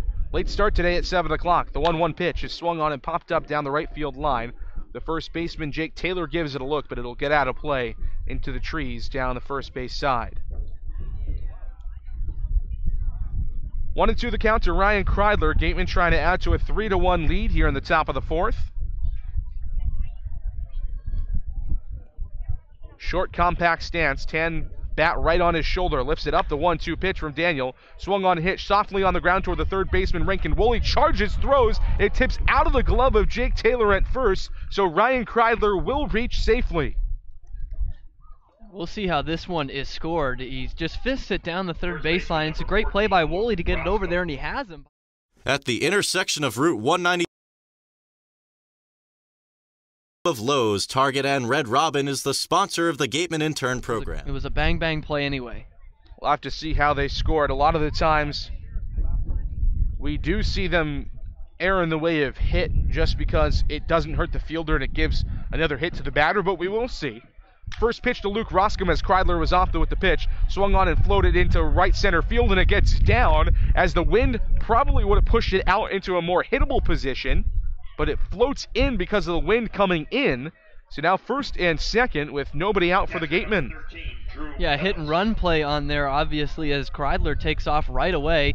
Roscom does his job, gets it out there, and it kind of doesn't really work for the Gatemen in the end. Hit and run is usually trying to get a guy from first to third, and because of that, that wind blowing it down, Kreidler can only stay at second base, and he was lucky he didn't have to run back to first.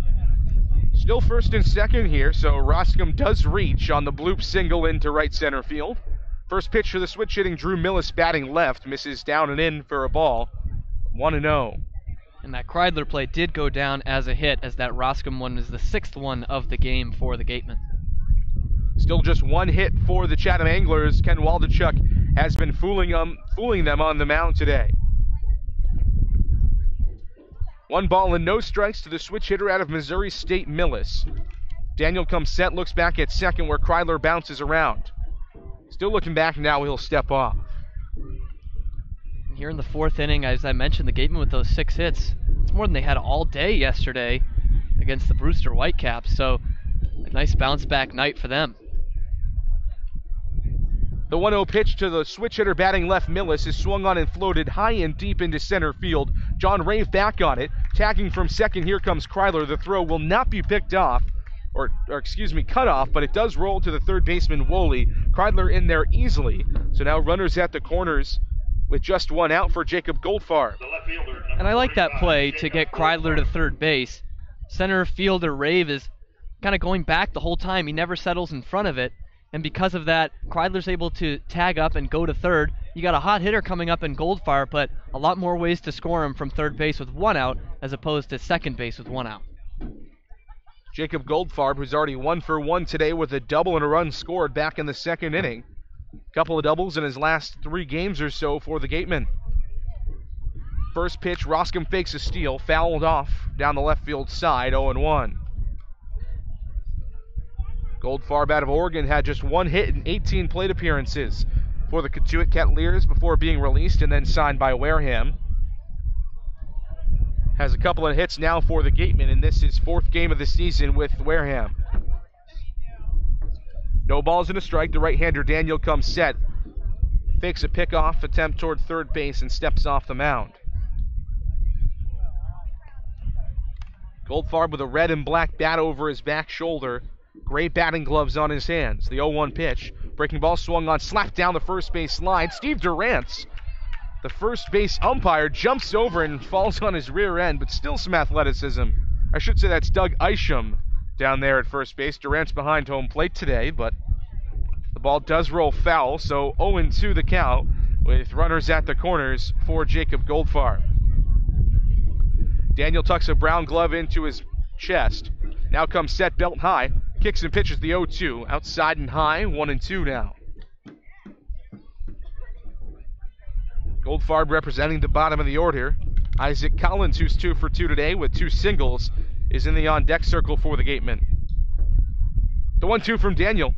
Misses just below the knees, 2 balls and 2 strikes. Jacob Goldfarb wearing Joey Matulovich's old 45 jersey. Maybe a good omen, I guess, that Matulovich wore. Now Goldfarb has really come alive here with the Gatemen.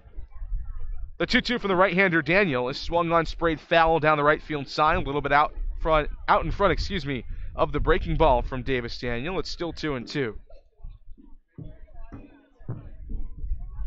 Black shin protector on the right leg for Jacob Goldfarb. Waves the bat over the plate twice. Runners at first and third, short leads for both. The 2-2 pitch. Misses outside, 3 balls and 2 strikes now. That's not a bad pitch, just missing off the outside corner, and he had Goldfarb 0-2. You didn't think this was the guy they'd be pitching around, but he has been dangerous the last few games, and that's what he's done right now. Works it to 3-2. Rocketed a double down the left field side, going the opposite way in his last at-bat. 3 balls and 2 strikes, the payoff pitch. Roscom off at first with the pitch. It's fouled off, though, back to the brick behind home plate. Still 3 balls and 2 strikes. I always like that play with first and third, sending a man to second, maybe trying to force a bad throw or get 2 guys into scoring position. And on 3-2, obviously you're thinking the ball's going to go in play. But Goldfarb, just too much of a battler up there at the plate, has to send Roscom back to first. Second payoff pitch coming from Davis Daniel. Steps off, and now he has Luke Roscom picked off at first base. Throw back down to third. Ryan Kreidler's in there ahead of the throw.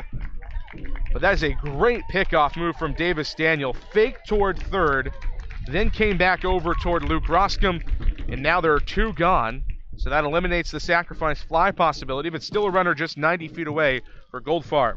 And that's where it comes back to bite you with a good move there by Davis Daniel. Now all of a sudden he's 1 pitch away from getting out of this inning after it was first and third with 1 out. 3-2 to Goldfarb, misses outside and high. He's on with a 2-out walk, and now there are runners at the corners with 2 gone for the top of the order, and Isaac Collins. And you get that key second out, but you're not out of the woods just yet. You walk Goldfarb, and this isn't the guy that Davis Daniel wants to see at the plate right now, and I don't think the Chatham coaching staff wants to see it either. Now the pitching coach for Chatham out to the mound for a visit. Nick Kale, the catcher, will also come in. How do you attack Isaac Collins here if you're Davis Daniel? He's already got 2 hits and an RBI today. Well, I don't think he knows how to attack Isaac Collins. He's left a couple of fastballs inside, and that's really Davis Daniel's bread and butter pitch. But Isaac Collins has pulled it both times for a couple of hard singles, so I wouldn't be surprised if you see him working away to Collins this entire at-bat. Maybe mix in a few more breaking pitches than he normally would, but even with that fastball, I think everything's going to be away to the left-handed hitting Isaac Collins. So the pitching coach back to the dugout for Chatham. Daniel has not had success against Collins today. 2 singles, both to the right side of the infield, in the 3.5 hole between first and second base. And the first baseman, Jake Taylor, is holding Goldfarb on there, so there is room again for Collins if he can go that way once more. Switch hitter from Creighton batting left, the first pitch. Fastball misses down and away, 1-0. Collins coming into the day hitting just a shade under 300 on the season. 283, but with the 2 for 2 day today, he's back up at 313 for the year. 1-0 the count. The pitch from the first base side of the rubber from Daniel. Swung on, smashed foul down the left field line, and it will get out of play. Collins with a long white sleeve on his throwing arm.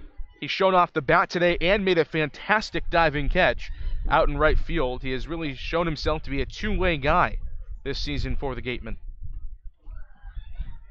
Ball and a strike to count. The pitch from the right-hander Daniel to Collins comes up and nearly hits him. Bends out of the way, 2-1 on a fastball.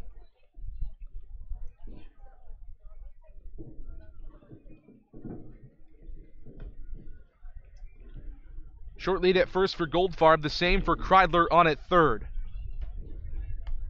Outfield, infield, pretty much straight up for Collins. The 2-1 from Daniel, swung on and roped into center field, sinking line drive, and it will get down for a hit.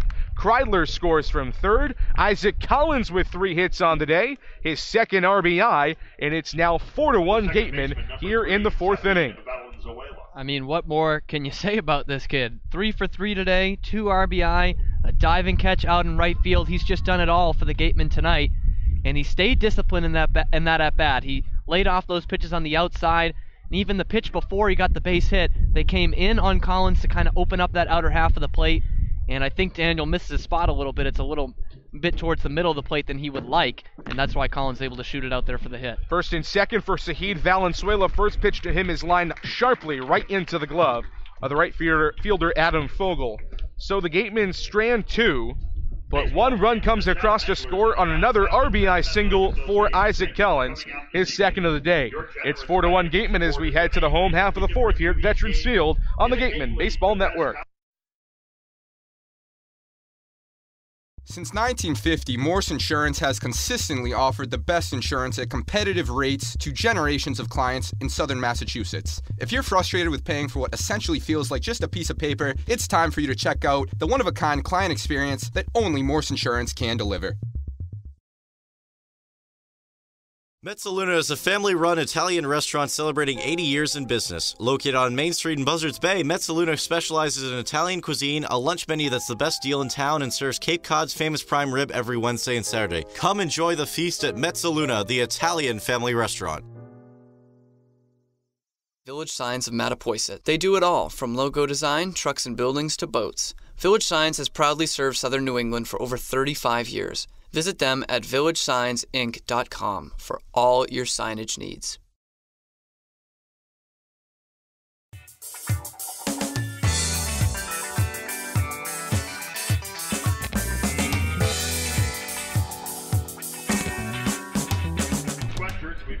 Bottom of the 4th inning from Veterans Field. A new pitcher on the mound for the Gatemen. Familiar face, but not on the pitcher's mound. Lyle Lockhart, the left-hander out of Houston, two-way guy. We usually see him batting in the 4-hole in this order at first base, but he is coming into the game today for his 3rd appearance of the season on the mound. An inflated 36.00 ERA for Lockhart this season. In 2 appearances out of the bullpen, he's gone 1 full inning, given up 3 hits, 4 runs, all earned, with 1 strikeout. And really that Orleans game a couple of weeks ago at Eldridge Park was the undoing point for the ERA. Yeah, that's when we first saw him come in. I believe he gave up 4 runs in that game, and he was just all over the place with it. That was his first appearance out of the bullpen this year for the Gatemen. And it's been a while since he's come out to pitch for the Gatemen. They obviously added a left-hander today, so he's not the only left-hander still in the bullpen, but Don Stedden giving him some work. It was a little weird looking at the lineup and seeing him not listed as one of the hitters, but this is why he's second man into the game. Hasn't pitched since June 24th in that doubleheader against YD, and odd to see him listed with the pitchers as always. You know, you think of him hitter first, but also, JD, on point streak, listed as an outfielder. We've seen him play outfield once this season. One time he started in left field at Spillane Field. Everything else has been first base or pitcher. Everything in terms of pitching has been in a relief appearance this season. At Houston, he started a little bit, dabbled in starting, I guess you could say. 12 games, 4 starts, a 5.40 ERA. Gave up 15 hits, 12 runs, 11 earned, with a .238 batting average against. More of a freelance pitcher, if you will. I like that way. I like the way you put that. First pitch of the outing for Lyle Lockhart to Michael Bush out of UNC. Breaking ball misses inside, 1-0. Bush 1 for 1 today, singled in a run. Back in the first inning, the only Chatham run of the day. 1-0 fastball is swung on, hit to the right side of the infield and right to Luke Roscom. He flips it to Lockhart, covering, barely in time to beat Michael Bush hustling down the first base side, but it is there nonetheless, and there's one gone for Nick Kale. And you never know, Lyle Lockhart's first baseman's instinct might have kicked in here. He knows everything on the ground as a first baseman. You're turning around and headed to that bag, and maybe he gets a half a step that a pitcher normally wouldn't get. He gets there quick enough to get the out. 1 up, 1 down for Lockhart on a weakly hit ground ball from Michael Bush. Nick Kale walked back in the first inning against Ken Waldachuk as he strides in from the right side out of the University of Washington. First pitch to him misses up and in, 1-0. Lockhart this season at Houston was second-team All-American Athletic Conference as a utility player, so a special designation for him going two ways. 1-0 upstairs, level with the chin, I should say. 2 balls and no strikes. Kale yesterday only played one game of the doubleheader, went 1 for 3 in the 1-0 win over the Falmouth Commodores. 2 balls and no strikes, high leg kick and a looping breaking ball. Couldn't have been more than 65, 70 miles an hour in there for a strike. 2 and 1 to Nick Kale. Lockhart shakes off the first sign from Drew Millis, says yes to the second. 2-1 pitch from the left-hander. In there for a called strike, another good breaking ball in the inside corner. 2 balls and 2 strikes. That's something we've seen. Lockhart a couple times this year after home games will throw from the mound just for the coaches to see what he has, and he's really only working on those breaking pitches. 2-2. Breaking ball just misses the outside corner. Drew Millis tried to frame it but couldn't pull it back into the strike zone enough to the liking of Steve Durant's. It's 3-2. Black glove in front of the face for Lyle Lockhart. Says no to one side, and now Nick Kale calls time at the plate. 1 gone in the home half of the fourth. 4-1 the lead for the Wareham Gatemen over the Chatham Anglers from Veterans Field. Lockhart rocks back, kicks and fires the 3-2. Swung on and popped up into foul territory down the first base line. Luke Roscom comes underneath it and makes the play just a couple of feet in front of the first base bag. 2 gone. Now batting for the Anglers, it's only 2 batters in, but this is a positive look for Lyle Lockhart right now. 2 up and 2 down. As I mentioned, he's had those breaking pitches working for him. That's the thing he's been working on. You know, any big kid can get out there and rear back and fire a fastball relatively hard. It's one thing to locate those, and it's one thing to have a good breaking pitch. And that's, I think, the difference in Lockhart's sort of freelance pitching this year and what I'm sure University of Houston expects him to have going forward. And that's having a couple more pitches in your arsenal and a guy you can use in a couple different situations, maybe even in your weekend rotation if need be. We'll have to see how Houston uses him, but Gateman using him out of the bullpen here. First pitch to Rankin Woley in there for a strike. 0-1 on a breaking ball in the inside corner. Woley 0 for 1 today, grounded out to Sahid Valenzuela, who flipped to Ryan Kreidler back in the first. 1-0 pitch is swung on and clobbered high and deep to left field, but hangs up for Jacob Goldfarb, who was a couple of feet in front of the warning track for the final out of the inning. Lyle Lockhart impressive out of the bullpen. 1-2-3, bottom of the fourth for him. We're headed to the top of the fifth, the 4-1 Gatemen lead here on the Gatemen Baseball Network. Northeast Maritime Institute's College of Maritime Science is a proud sponsor of the Wareham Gatemen.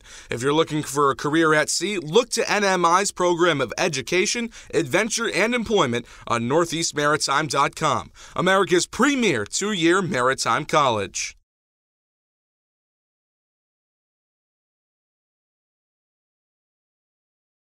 Legacy Insurance Agency at 213 Main Street here in Wareham can offer you coverage for all your insurance needs. We have the bundle discounts, the accident forgiveness, the vanishing deductible, no loss, etc. But unlike those other gimmick companies, we can quote you with multiple carriers. So forget the lizard and the price tool and come talk to a professional. We'll help you find what's right for you.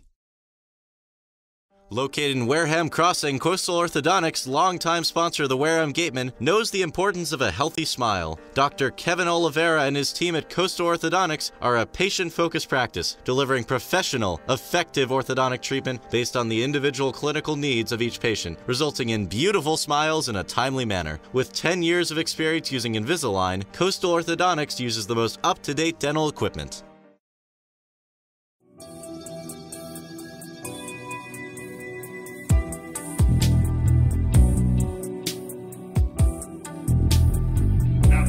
Top of the fifth inning from Veterans Field in Chatham, Massachusetts. A 4-1 lead for the Wareham Gatemen over the Chatham Anglers. And the Anglers will turn to their first arm out of the bullpen today, Spencer Van Scoy, the left-hander out of Arizona State University. 6'4", 205 pounds is Van Scoy.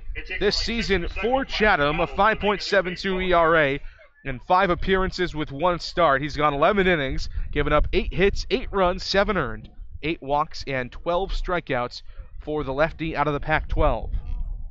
And we also saw Van Scoy on opening night, his only appearance against the Gatemen this year. Again, that was the 12-4 victory for Wareham. Pitched 2 innings and gave up a couple of earned runs and walked 2 along the way. Only gave up 1 hit, but again, the 2 runs in the 2 innings. First batter he'll deal with is the top bat in the Cape League, Austin Shenton, the left-handed hitting third baseman out of FIU. He's 0 for 1 today. First pitch from lefty to lefty is in there for a called strike fastball on the inside corner, 0-1. Shenton hit by a pitch and scoring a run in the first, and grounded out 6-3 to the shortstop Arenas in the third inning. 0-1 from the left-hander, misses down and away, 1 ball and 1 strike to Shenton. Talk about impressive Austin Shenton numbers this year. How about a 6.15 average when he's leading off an inning, including 5 walks? So not only are they trying to pitch around him when he's in an RBI situation, but he's just got great discipline at the plate. 1-1 waved on and missed. Pitch out of the zone and low that time around, 1-2. You really can't say enough about Shenton and what he does for this team. He's a catalyst when he needs to be. He drives in runs when he needs to be. He has really been the everything for this Gatemen offense. 1-2 breaking ball in there, called strike 3 against Austin Shenton this time around. First strikeout of the day for Spencer Van Scoy in his first plate appearance. There's 1 gone for Jeremy Idens. And to finish off that point against Shenton, he's had a bit of a tough night tonight, 0 for 2, but you mentioned it. He is the catalyst, and you normally don't say that about the number 3 guy in the order. He has been the anchor for the Gatemen lineup this year. I mentioned it in our story that's going to be out in a couple days with Ian Becerra after this play. First pitch to Jeremy Idens is swung on, hit to the third baseman Rankin Woolley, high throw over the head of Jake Taylor. Jeremy Idens will move up to second as the ball flies out of play. So up to second base on what will be certainly scored a throwing error from the third baseman Rankin Woolley is Jeremy Idens. On second for the first time today after a first inning double. There's 1 on second and 1 out for Pavin Parks. And now to finish that point about Shenton, just so much turnover in the lineup this year, losing your best hitters left and right to Team USA. He's been a guy who's been so solid in the middle and still upwards of up near 400 average this year on here July 11th. That's so crucial. Bad misplay there down at third base, though. I mean, that's a play that's got to be made. It would have been a bit tight, but I think they still would have had Idens. First pitch to Pavin Parks misses outside from lefty to lefty. Van Scoy to Parks here, 1-0. Woolley was originally supposed to start at second base in this game, but some shifting right before game time has him at third. Short lead for Idens at second. Van Scoy checks back. The 1-0 pitch to Parks. Swung on and popped up right back toward us. Gets over the press box ever so slightly, and it rolls down a hill behind us. A ball and a strike. Parks 0 for 2 today. Popped out to the third baseman Woolley in the first, and then to the shortstop, Jorge Arenas, back in the third inning. Van Scoy comes set, chest high, looks back at second twice. His pitch home to Parks is waved on a miss. Good breaking ball, 1-2. And Parks is a guy that needs to get going. I mentioned that turnover in the lineup. He's a guy whose role becomes more and more crucial as the season wears on. He's only 265 average in the last 10 games, and he just hasn't been producing. He's been in an RBI spot all year. He's a bit of a slugger for Kent State, just not driving in runs for them. 1-2, swings and misses at a breaking ball down and out of the zone. Hit in the dirt, so Kale has to throw down to first to Jake Taylor, but he does complete the strikeout. Strikeout number 2 on the day for Van Scoy, with the 2-3 put out to help it along. So there are 2 gone and a runner in scoring position at second for Ryan Kreidler. And not only little production for Parks as far as driving and runs, but he had an opportunity with a guy getting to second on the throwing error to move him up and make a productive second out. And unfortunately for him, he's not able to there with the strikeout, and Idens still at second. They will score that actually the Jeremy Idens play a single and then an E5 moving up to second on the throwing error. So they say that Idens would have beat the throw either way. First pitch to Ryan Kreidler in there for a called strike on the outside corner, 0-1. UCLA Bruin Jeremy Idens at second. His collegiate teammate Ryan Kreidler in the batter's box. Kreidler today 1 for 2, singled and scored a run back in the fourth inning after flying out to right in the first. 0-1 to the tall right-hander. Van Scoy checks back at second a couple of times. Now time is called at the plate by our home plate umpire, Steve Durantz.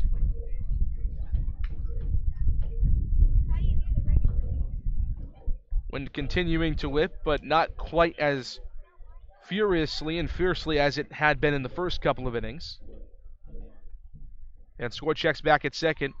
The 0-1 pitch out of the chest high set. Swung on and missed, but Jeremy Idens was running on the throw up to third with a stolen base. Now a runner just 90 feet away for Ryan Kreidler, 0-2 the count against him.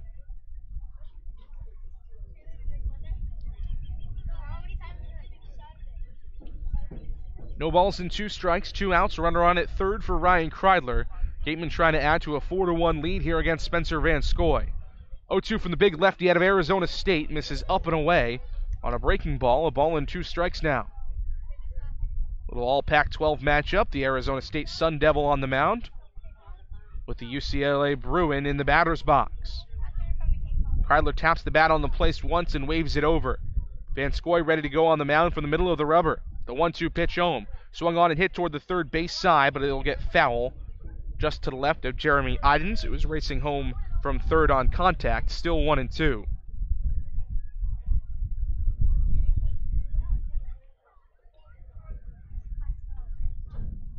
Purple and orange sky over the center field and outfield fence here at Veterans Field. A beautiful night for baseball, albeit a little bit chilly, a little bit windy. 1-2 with 2 outs and a runner on at third. Pitch misses low, fastball below the knees, 2-2 now.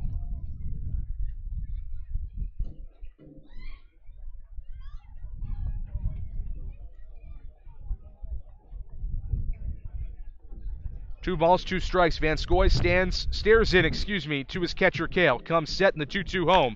Swung on, hit toward the 5.5 hole and into left field for a base hit. Ryan Kreidler singles home Jeremy Idens as he trots over the plate from third. Another RBI single for the Gatemen. It's 5-1 Wareham.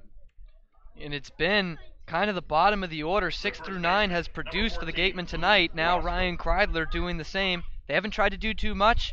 A double by Goldfire, but other than that, the 6 through 9 guys have produced 3 hits, all singles. And this is all they needed right there. Just a CNI one that gets through to the left side and brings another run home for the Gatemen. Crucial to keep adding to that lead. Luke Roscom to the plate now. Lefty-lefty matchup again for Van Scoy. First pitch to him is fouled off back and left. 0-1. The 2018 Cape League All-Star Game will be played at White House. On there by Jake Taylor out of Oklahoma State. Meanwhile, Luke Roscom from Nebraska at the plate. 1 for 2 today, grounded out to the second baseman Michael Bush in the second. Mezzaluna is a family-run Italian restaurant celebrating 80 years in business, located on Main Street in Buzzards Bay. Breaking ball. Ball and a strike from Van Scoy to Roscom. Roscom, a guy that hasn't had consistent playing time this season, has been in and out of the lineup, but has still been impressive in certain patches of the year. 1-1 breaking ball, called strike on the outside corner. Roscom looks back at the home plate umpire. Stephen Durantz tries to figure out where exactly that one hit the strike zone just so he knows the next time around. 0-2 to the big lefty from Nebraska. 0-2 from Van Scoy. It's in the dirt. Kreidler running on the throw. He gets down to second base. Nick Kale's throw bounced into center field. We'll have to see how they score it. But nonetheless, Kreidler up to second with 2 outs and 2 strikes against the left-hander Luke Roscom. And I've liked the development of Roscom this year. I think this month he has turned himself into, I'm just going to be a hitter instead of trying to be a power hitter so much. He's shortened up that swing a lot this month and has delivered some sharp singles, but that average keeps going up. 2-2 tried to check his swing, could not. Throw down to first on the ball in the dirt. Luke Roscom retired on the 3rd strikeout of the day and of the inning for Spencer Van Scoy.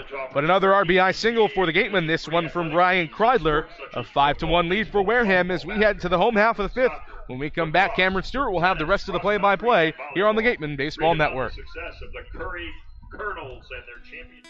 Wareham House of Pizza has been serving Wareham and Marion for over 40 years with steak and cheese, pizza, and subs. Located in Shaw's Plaza, head on over for pickup or let them deliver to you.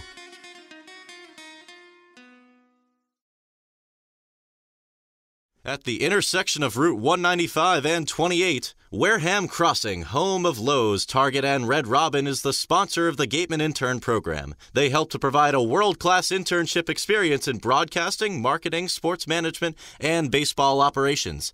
Check out Wareham Crossing's schedule for this year's Summer Movie Night Series. Founded in 1854, the Wareham-based AD Makepeace Company is the world's largest cranberry grower and private property owner in eastern Massachusetts. The company supports organizations like the Wareham Gatemen and projects like the outdoor cranberry bog classroom that you may have passed on your way in. Visit admakepeace.com to learn more.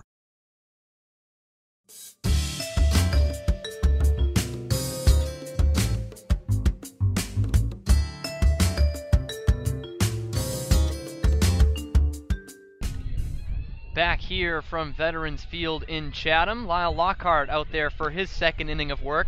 Set down the Anglers 1-2-3 in his first inning back in the fourth. We'll deal with 8, 9, and 1 in the order. Blake Sable, Jake Taylor, and then Jorge Arenas. You're listening to Wareham Gatemen Baseball on the Gatemen Baseball Network. Alongside me is J.D. Rachi. I'm Cameron Stewart. A 5-1 lead for the Gatemen as they just keep adding on to it. 2 in the first, 1 in the second, shutout in the third, but a run in each of the last 2. And just a lone run for the Anglers in their half of the first inning to answer the Gatemen 2. And now the former Gateman, Blake Sable, will step up to the plate, playing left field tonight for the Anglers and batting left. It's been an all-around impressive performance for the Gatemen today. If Lyle Lockhart can continue to throw the way he did in the fourth, it will continue to be more and more impressive for Wareham. First pitch from Lockhart to Sable is going to miss down low and outside for ball 1. Now, JD, the score, it doesn't exactly reflect it yet as far as too much of a blowout, but this reminds me a lot of the game at Bourne last week that they won 13-1. A run in the first, Bourne came back to answer, and then it was all Gatemen after that. They kind of weathered the storm, as that pitch is in there for a called strike to Sable. And it's kind of going the same way today. Yeah, not a lot of power today for the Gatemen. It's been pretty much all RBI singles aside from the 2 RBI double from Jeremy Idens to get it started. It's just been station-to-station baseball, and the Gatemen have impressed. This one is going to be over the leaping Zahid Valenzuela and into right field for a base hit. The first one off Lockhart's, the first one of the day for Blake Sable, who is now 1 for 2. Leadoff man is on for Chatham in their half of the fifth. And it's just the second hit of the day for the Anglers in general. A single back in the first inning from Michael Bush to score the lone run of the game, but outside of that, Ken Waldachuk finishing up his line here. 3 innings, a hit, a run, and 2 strikeouts. He was great in a short start, but the Gatemen are going to need him, so the outings will be shorter for Waldachuk as the season goes on. First pitch going to be pounded in there for a strike to Jake Taylor, the first baseman. He's 0 for 1 today. Was robbed by Isaac Collins back in the second inning with that diving catch that he made going towards the right field foul line. One of the many highlights Isaac Collins has put together for Wareham today, the diving catch. Also 3 for 3, 3 singles, a couple of RBI. So he just continues to impress here on the Cape this month. Just continues to get better and better, and I think moving into the everyday lineup has really been the thing that flipped the switch for Isaac Collins. He's definitely gotten more and more opportunity to play with Bryant Packard out in Team USA and shifting Idens out to left. Collins has been the right fielder for Wareham. His pitch going to miss down low, so evens things at a ball and a strike. And it's going to be interesting to see what the Gatemen do when Bryant Packard eventually comes back from Team USA. We are expecting for him to come back, and his car's here, so I guess he has to come back at least to get his car. But outside of that, it'll be interesting to see how this outfield alignment works, because Isaac Collins has been so good with the bat. That's probably been the most impressive part of his move to right field. And I think the man muddying up that situation right now is Ryan Kreidler, who has a good night tonight, a couple of hits and an RBI. Because, if he's struggling, you move Zahid Valenzuela over to short, put Isaac Collins at second base where he's more used to anyway, and you keep that hot bat in the lineup, and you really don't have to take any of the hot bats out. But Kreidler's starting to hit as well. It's almost too good a problem for the Gatemen to have right now. It's almost as if the Yankees would get Manny Machado. Oh, but that would never happen, right? I don't know. Not from what I've heard over the last couple of days. Certainly swirling around the rumor mill. I'll tell you one thing, he's not coming to the Red Sox, no matter how much you hear that. That's never going to happen. Red Sox have to sell the ballpark because they got nothing in the farm system. This one is going to be on the ground to Kreidler. He'll go to second for one and on to first. Double play turned there. The first one of the game for the Gatemen, and that is brought to you by TM Ryder Insurance Agency Incorporated. Package your home and auto insurance for the perfect double play. TM Ryder, steering and securing your course for insurance since 1877. That's a great job from Lyle Lockhart on the mound there. Lets the first runner of the inning on with a single, and then immediately eliminates him, and now he's got himself back into an even lower leverage situation, working with a 4-run lead, and now he can go ahead and attack Jorge Arenas at the top of the order. Sure, it's just how Lyle drew it up as he pounds this one on the inside corner for a called strike 1 to Arenas. Something the Gatemen haven't done too much of this year. They've been very solid defensively. Best fielding percentage and least amount of errors in the Cape League, but have not been a double play machine. As this one finds the inside corner once again, Millis outside both times, but both catch the strike zone, and he's ahead 0-2 on the leadoff man in the Chatham lineup.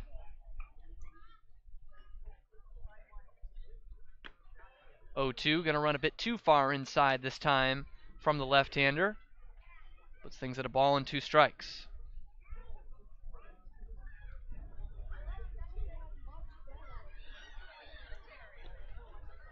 One-two, going to bounce inside. Getting out of the way of it is Arenas.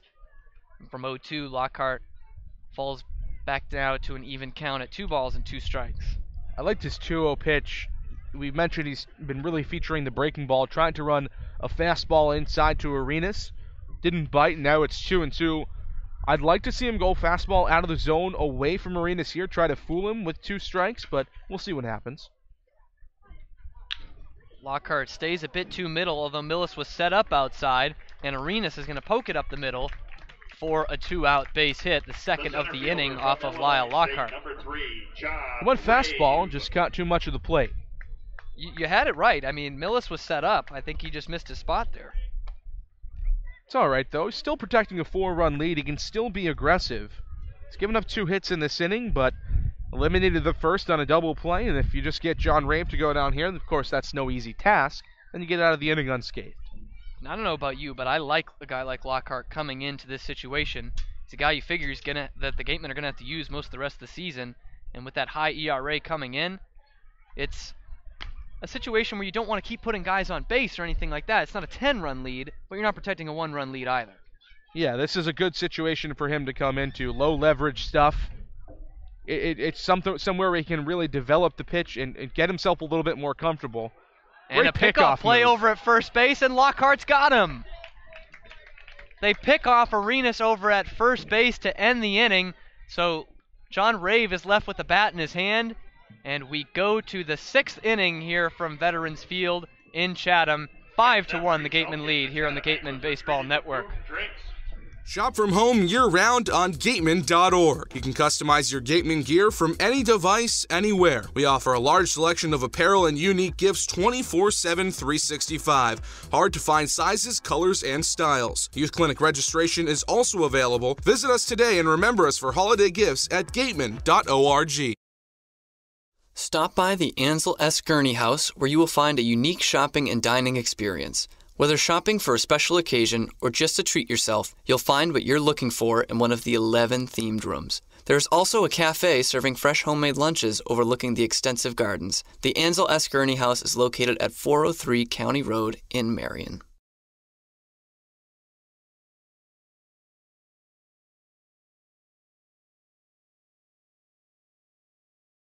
Make sure you sign your child up today for the Gatemen Robertson's GMC Youth Clinics. This year we have 5 one-week sessions for children 5 to 14. We also have 2 special sessions for hitting and pitching open to teens. Registration is available online at gatemen.org or through forms available at the merchandise booth.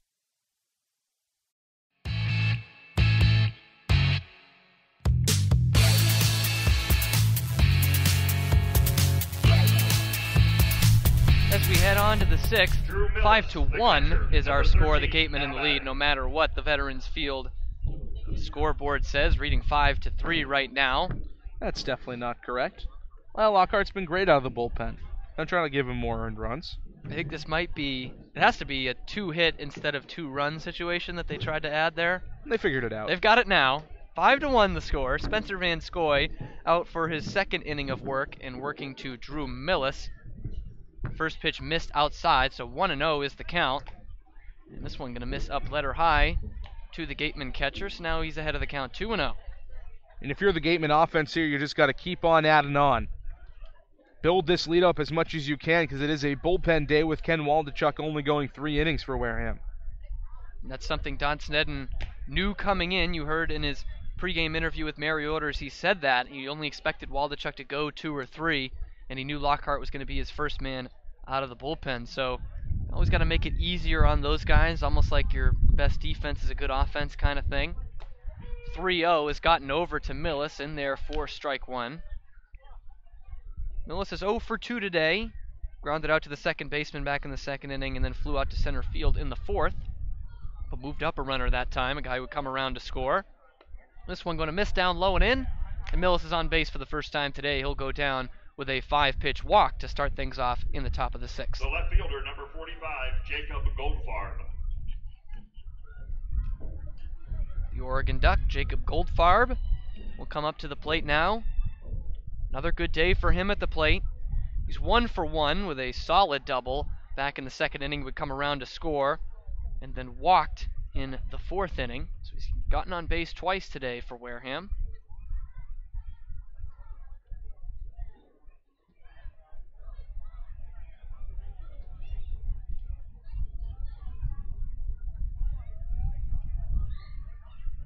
First offering from Van Scoy is going to nail him right between the 4 and the 5 on the Blue Road jersey.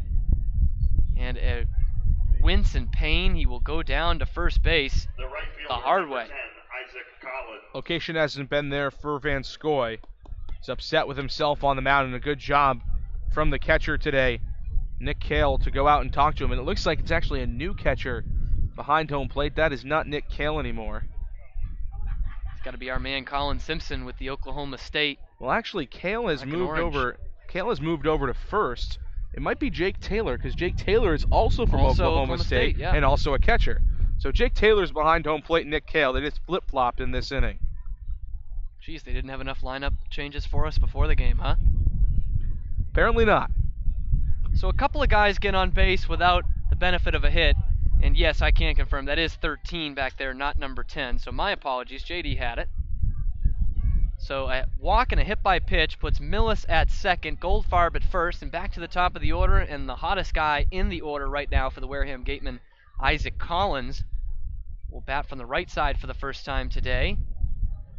And after a bunt attempt on a pitch that goes outside, he's ahead of the count, 2 balls and no strikes. And now we're going to have a meeting at the mound. Spencer Van Scoy with some poor body language. He's very upset with himself and turning away from his pitching coach as he gets out there. But he and Jake Taylor will have to sit in on this conversation. I think when he hit Jacob Goldfarb, that really took the wind out of his sails. Yeah, all right, you issue a leadoff walk to Drew Millis, but hitting Goldfarb on the first pitch you throw to him, not what you wanted to do when you're already down 4 runs. So he's just got to settle back in and try to figure it out here.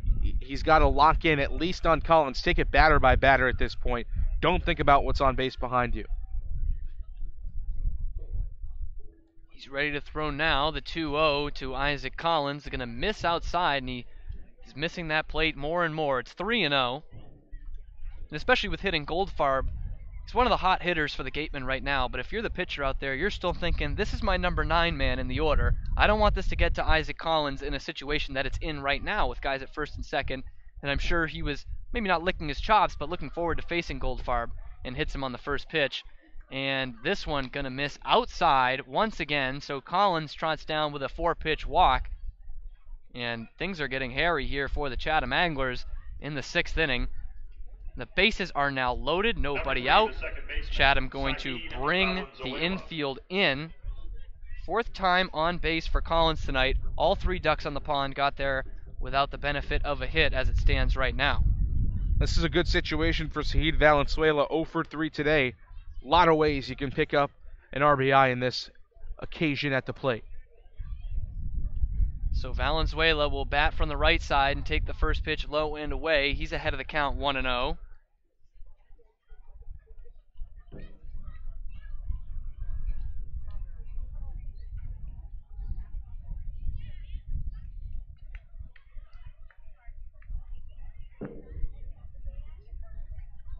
Van Scoy looks in, the 1-0 home. This one going to miss up high as well. And he just has no feel for where the strike zone is right now. A couple of walks in the inning, the last a 4-pitch walk, and now 2 straight balls to Saheed Valenzuela.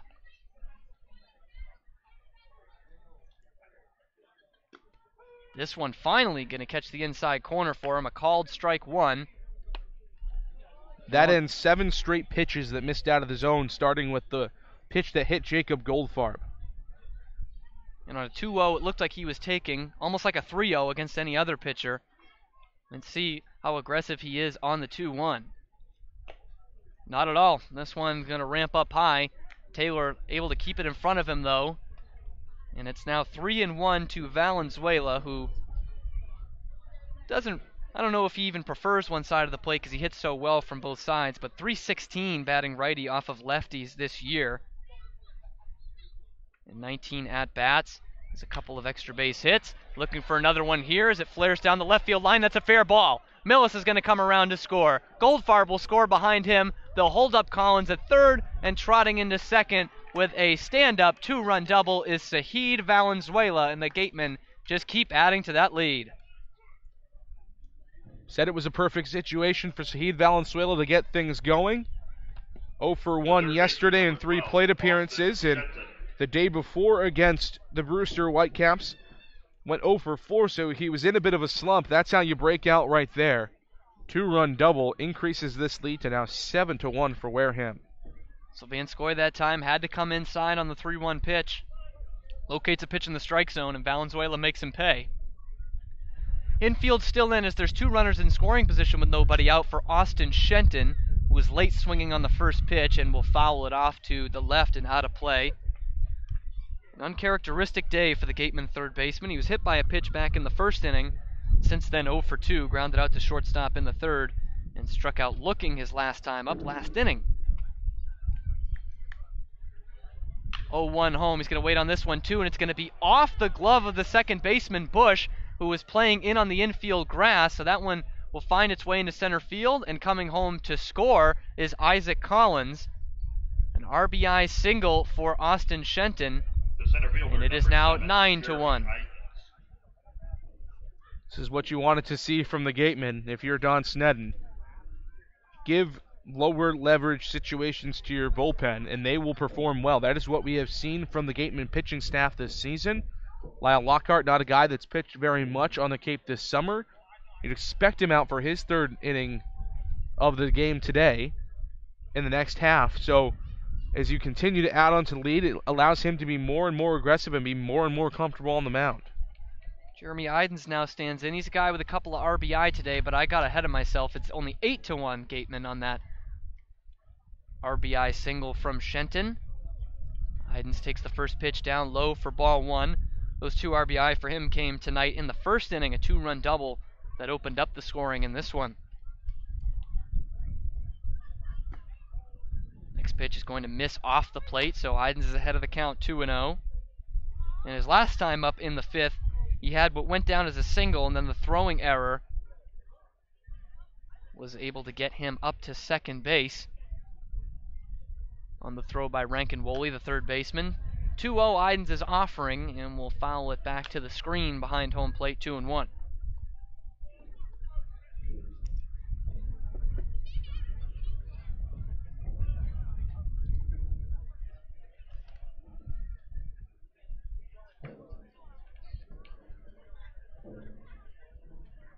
Two-1 to Idens. Is going to be back up the middle and find its way into center field. A base hit. The beat keeps on moving for the Gatemen. Now it's 9-1 as Zahid Valenzuela trots in to score from third base.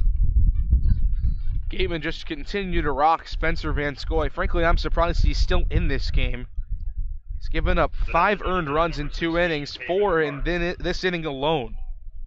He is really struggling against this Gatemen lineup, and there's been no movement from the Chatham dugout. Doubleheader yesterday for the Anglers, so this might be a case of taking one for the team if you're Spencer Van Scoy.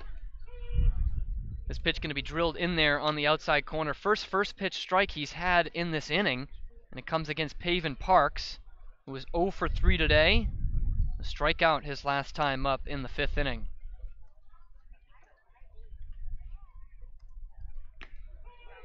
First 2 pitches are going to find the same spot, outside corner, for a called strike 2. And Parks is quickly in the hole. Still nobody out in the inning for the Gatemen, as this is the 7th man they've sent to the plate. 2 walks, a hit by pitch, and 3 straight hits for the Gatemen. Parks 0-2. He's going to foul it off to the left and out of play. It's a crooked number for Wareham in the inning. 4 have already come across to push that lead to 9-1. And definitely the offensive performance the Gatemen were looking for tonight after a dismal 8-1 loss at the hands of the last place Whitecaps just a night ago. 0-2 down in the dirt. Parks swings and misses. It gets away from Taylor, but with first base occupied, he is down with his 2nd strikeout of the game, and not looking too happy with himself as he heads back to the first base dugout. It's been one of only a few guys not to figure out the left-hander Spencer Van Scoy. Everybody but he and Luke Roscom have reached for the Gatemen. So now Ryan Kreidler will come to the plate. Still runners at first and second, but this time with 1 out. And he will take the first pitch outside from Van Scoy for ball 1. Kreidler 2 for 3 today. A couple of singles in both the 4th and 5th innings. Also stole a base.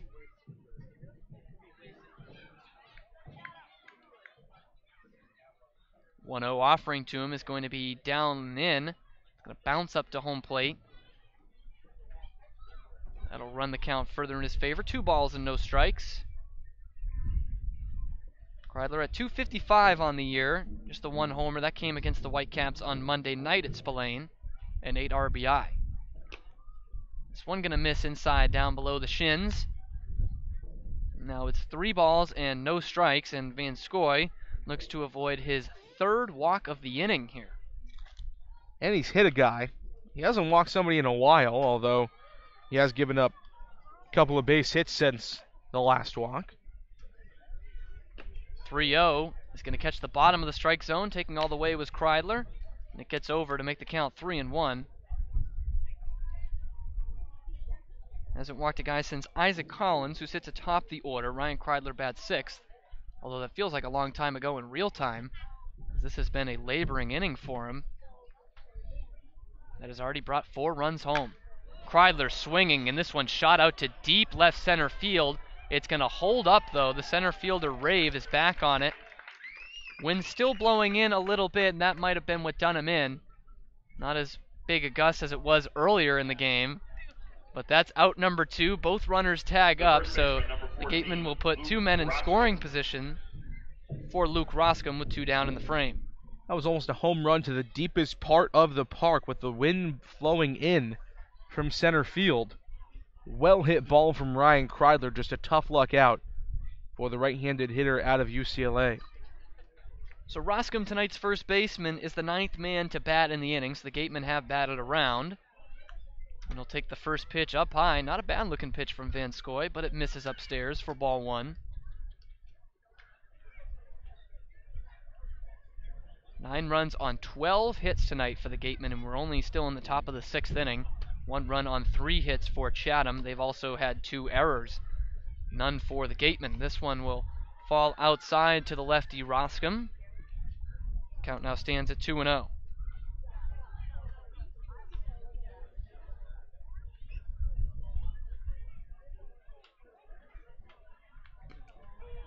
Is going to find the strike zone, about knee high to Roscom, and puts it at 2-1.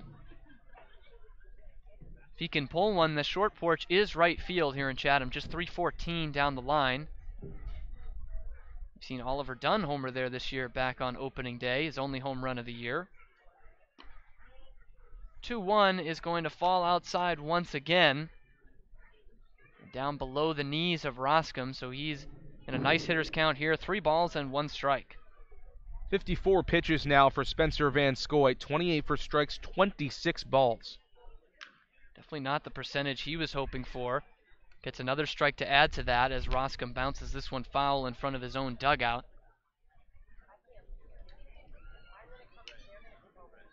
And I don't know if we're going to call that action in the Gatemen bullpen, but a couple of pitchers throwing to pitchers. Jared Horn, one of the men throwing down there. Might be Lyle Lockhart's game right now. This one's going to be shot towards first base.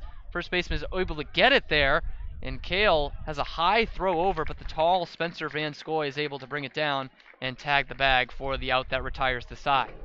But 4 in the inning for the Gatemen. They send 9 men to the plate and have blown this thing open. 9-1, Wareham leads over Chatham.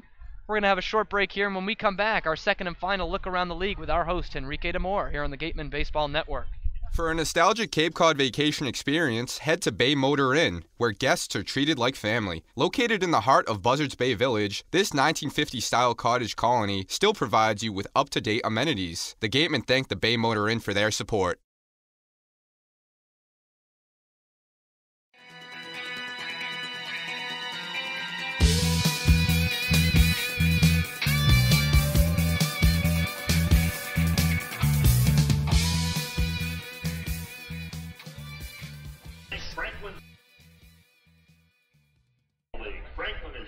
Back here in Chatham at Veterans Field, it's a blowout, but let's get you caught up with what else is going on around the Cape. Brewster beat YD 6-1 at Stony Brook. We told you about that. Katuitt, Hyannis at McKeon Park, 5-2. Hyannis ahead in that one in the top of the 8th inning.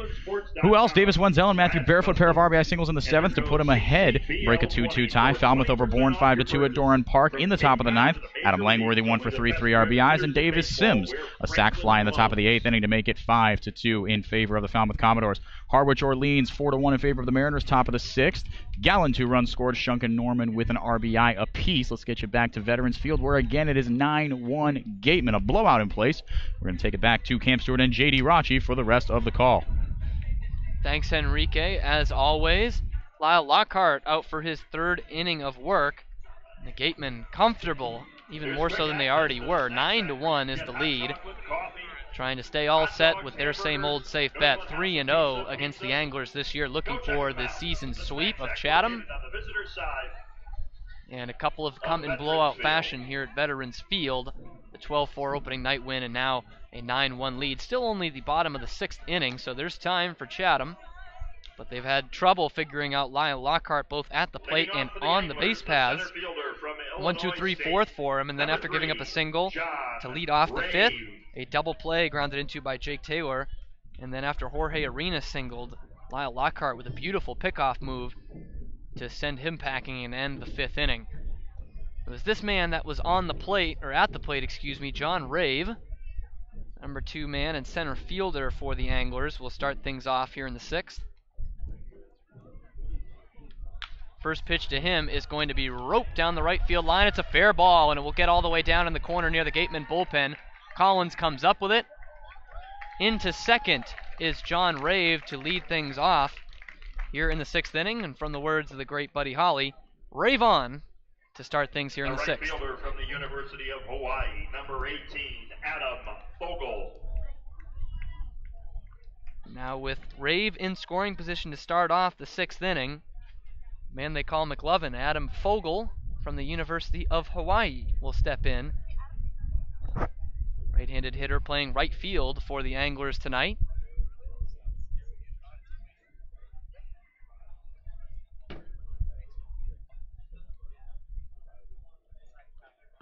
First pitch from Lockhart. Almost looks like a pitch out, but it's just a breaking ball that misses outside for ball one.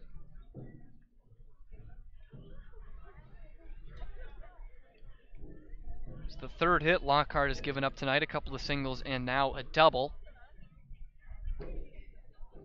Just the fourth of the night for the Anglers. This one's going to catch the outside corner for a called strike. Fogle is 0 for 2 today, a couple of flyouts. One to Ryan Kreidler at short and one to Isaac Collins in right field.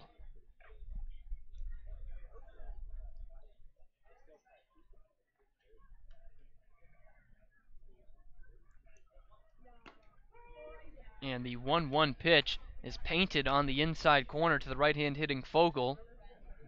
And will be in there for a called strike 2. 1-2 is the new count.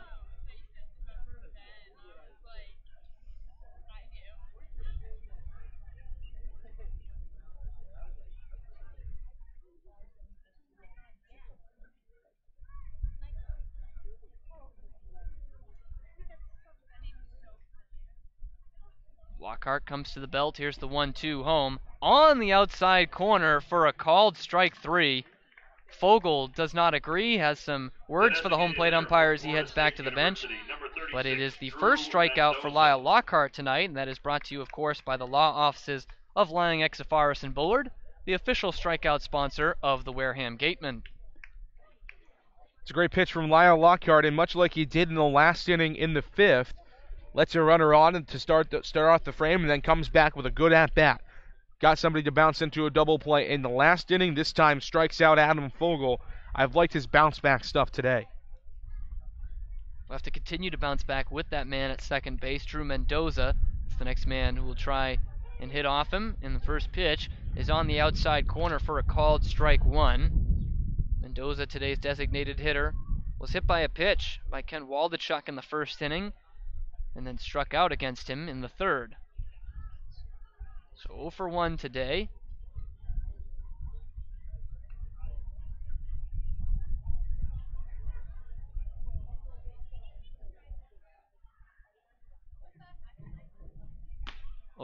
Foul tipped into the mitt of Drew Millis on an elevated fastball from Lockhart, and he's quickly ahead of the count.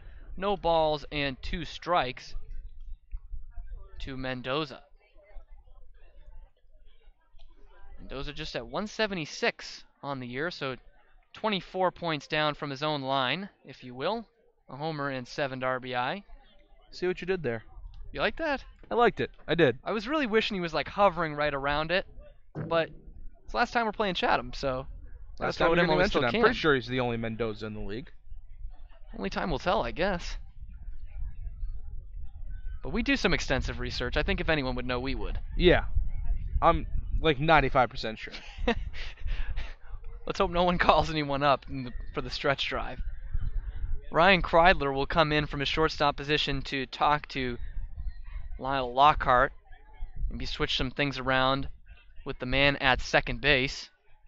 But you know, if somebody does come in, we couldn't have possibly known about them now, so our statement right now would still be right. Drew Mendoza, the only Mendoza in the league as we speak. And he just can't get up to that Drew Mendoza line. Next one is going to flail outside from Lockhart, lefty on lefty matchup. And not fishing at it is Mendoza, so that puts the count at 1-2.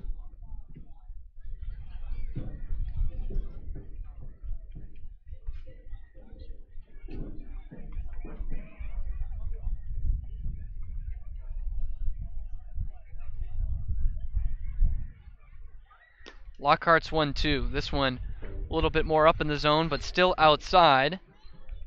So that evens things up. 2 balls and 2 strikes, with 1 out and a man at second in the person of John Rave, who got there via the leadoff double.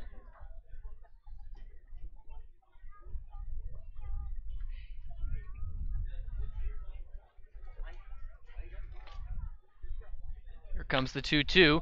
It's going to be roped, but just a bit foul. Just past the first base bag. Luke Roscom chases after it, but staying in there is Mendoza at 2-2. Doug Isham not there. He's over towards second base. No gymnastics for Isham this time around.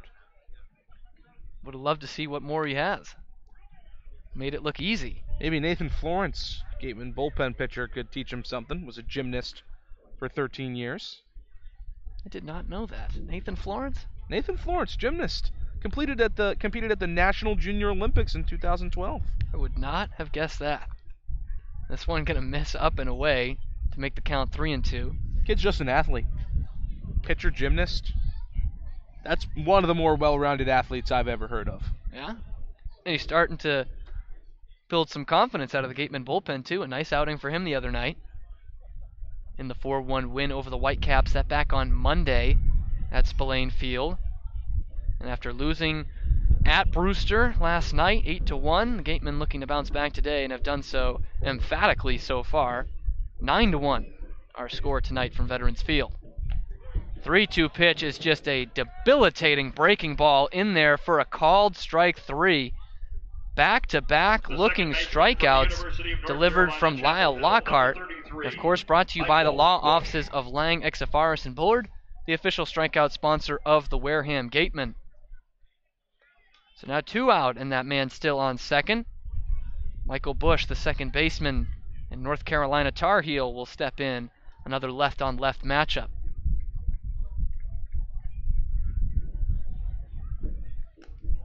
First pitch to him is going to miss down low for ball 1-0. And we have seen the development of the breaking ball from Lyle Lockhart tonight. None more evident than that last strikeout. Just a beautiful pitch that dropped right into the zone, right on the outer half, and nothing that Mendoza was going to be able to do about that. This one a fastball and rides above the letters on the pinstriped Anglers jersey. And Bush ducks out of the way of it. And we'll take it for ball 2-0. Very interesting that Michael Bush is wearing red cleats. Goes to UNC. Not sure where he got red from. This one going to be cut on and missed to make it 2-1. Personally, I like not having to see that ugly Carolina blue, but I do share in that sentiment. I don't know where... You say ugly because you're named after Cameron Indoor Stadium. I can't help that. I mean, I guess so. But I don't want to help that. That's also part of it. 2-1 is going to be on the inside corner for a called strike 2. But we do see these guys around the league. I mentioned earlier the UCLA guys wearing their powder blue. Seen some Texas Longhorns in that ugly burnt orange on their batting gloves.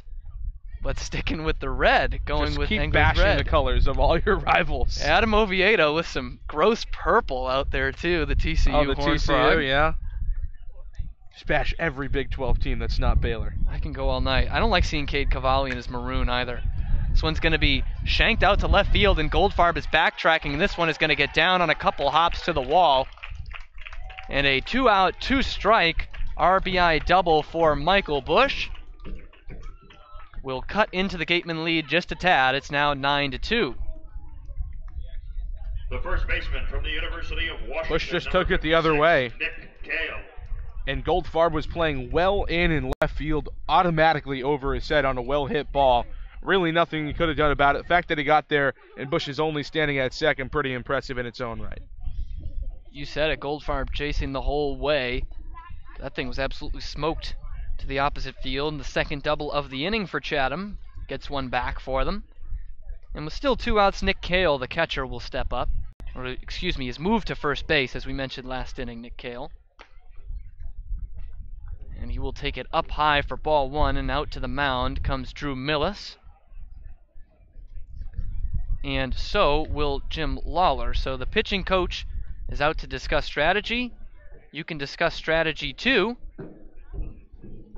Investment strategy, that is, with Joe Crespi from Merrill Lynch, who sponsors this trip to the mound. I think it's just, hey, settle in, you're fine. We're up by 7 runs here. We want you to get out of this inning. This is Lyle Lockhart's game right now. He's been really great so far. He's given up just the 1 earned run in this his 3rd inning of work, and those numbers are way down from what he did in his first 2 outings. So I think Lawler's been impressed. I think he has to be impressed, Jim Lawler and Don Sneddon, that is, with what Lyle Lockhart has done on the mound. Certainly Lockhart's inning, and looks like the action down in the bullpen is Tyler Kaiser, the right-hander, throwing. But especially with a 7-run lead, you want to see your left-hander get out of this as he Pounds one into the strike zone against Kale, evens things up at a ball and a strike.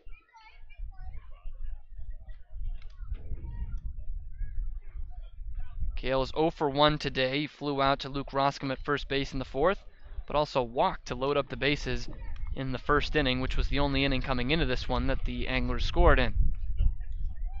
He's ahead of the count 2-1 now against Lyle Lockhart.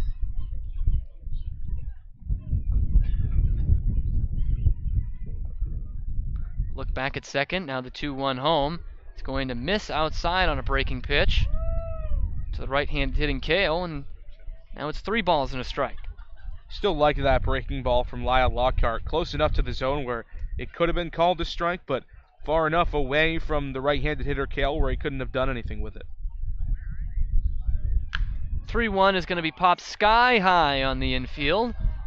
Second baseman Zahid Valenzuela will camp under it and will make the catch for the out that retires the side.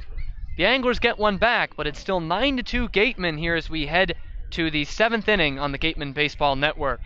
Located along the Cape Cod Canal, Keystone Place at Buzzards Bay is the area's newest rental independent living, assisted living, and memory care community. With some of the area's largest apartments and an ultra-inclusive monthly service package, Keystone Place is a life-fulfilling retirement community unlike any other. Distinct assisted living and memory care programs provide personal care services according to each individual's needs. Discover Keystone Place, the best option for meeting the care and support needs of seniors on Cape Cod. The Gateway Tavern, located on Marion Road in Wareham, offers an extensive but not exhaustive array of menu choices. They search for the finest in foods, ranging from garden fresh produce to hand-selected seafood, and have special menus that change daily. The Gateway Tavern is proud to be the official helmet of the Wareham Gatemen. One of the area's best restaurants is located right up the street, Brewfish Bar and Eatery. Brewfish offers 20 rotating craft beers on tap and creative pub food. Check out their off-the-menu brunch with a Bloody Mary bar and $5 mimosas on Sundays. Join us for outdoor dining and drinks under the tent, or for live music every weekend, located on Route 105 in Marion.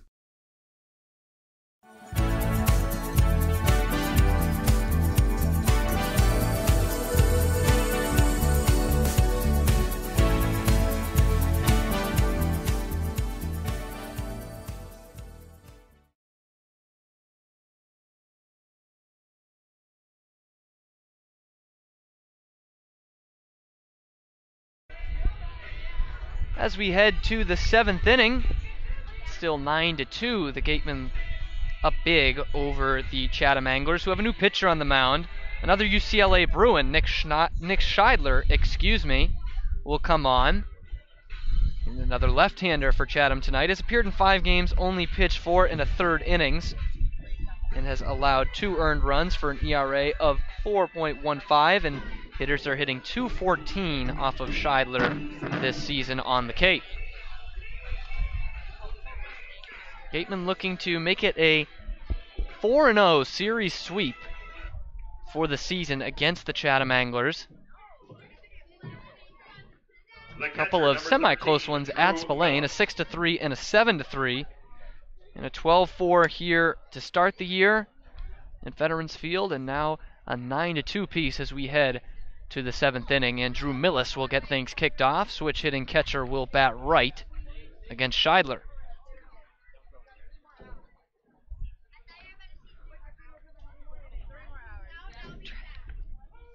First pitch is drilled in there for a called strike against Millis. Was 0 for 2 today. Grounded out to second base in the second, flew out to center field in the fourth, but was able to draw a walk in his last plate appearance. That got things started. It was his leadoff walk that started the 6th inning, in which the Gatemen pushed 4 across on 3 hits. 1-1 is the count to him now.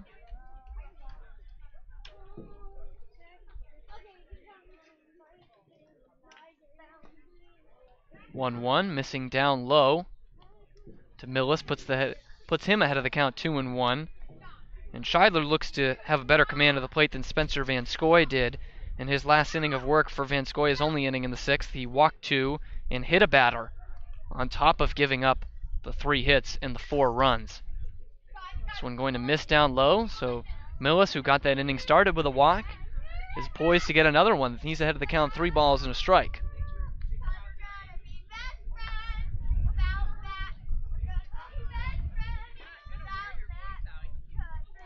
(3-1). Swinging is Millis, and will foul it straight back above everything here at Veterans Field and out of play.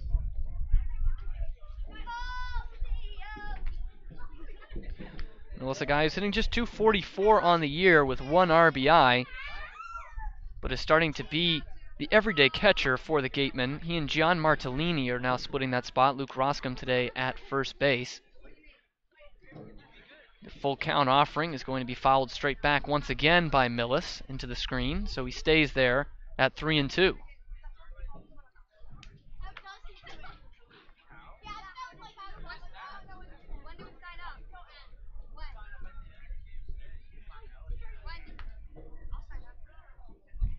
Payoff pitch on the inside corner for a called strike 3.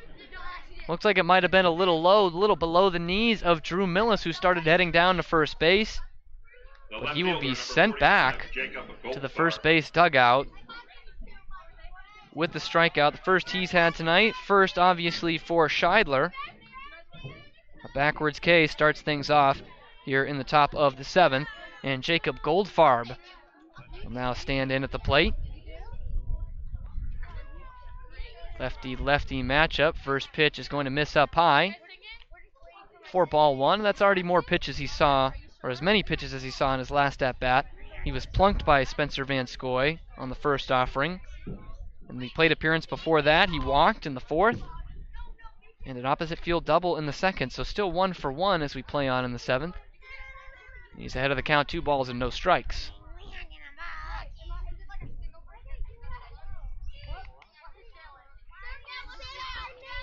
2-0, gonna miss down low in the dirt. Dug out by Jake Taylor, but that runs the count to 3-0 to the Gatemen left fielder. Looking to get on base for the 4th time tonight.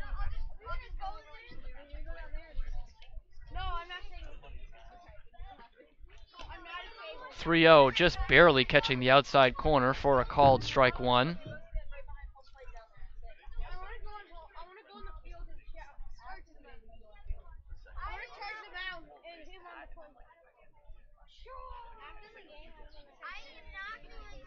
.31 is going to run inside. Ducking out of the way of it is Goldfarb, but he will head down to first base with a 1-out walk. So Scheidler has gone to 3-ball counts on the first 2 hitters in this inning. And this time Goldfarb makes him pay and puts him on. Puts himself on. It's his 2nd walk drawn today and the 4th time he's reached base. Flipping on over to the top of the order for another guy who has reached base 4 times today, Isaac Collins, right fielder. 3 for 3, 3 singles and a walk. First offering to him is going to miss up high. 4-1. He's also stolen a base tonight and has advanced on a throwing error. And the other 2 singles after that one in the 1st both went for RBI. So he's driven in a couple tonight as well. Big part of that 9-2 score you see on the board. 1-0 is going to miss up and away to Collins.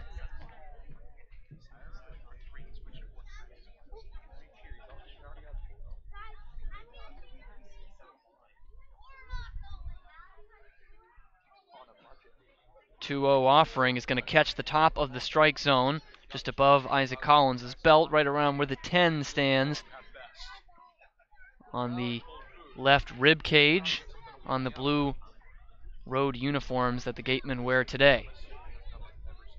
2-1, 1 out. Goldfarb leading off of first base. And this one's way up high. Jake Taylor has to come out of the crouch. And that puts the count at 3 balls and 1 strike.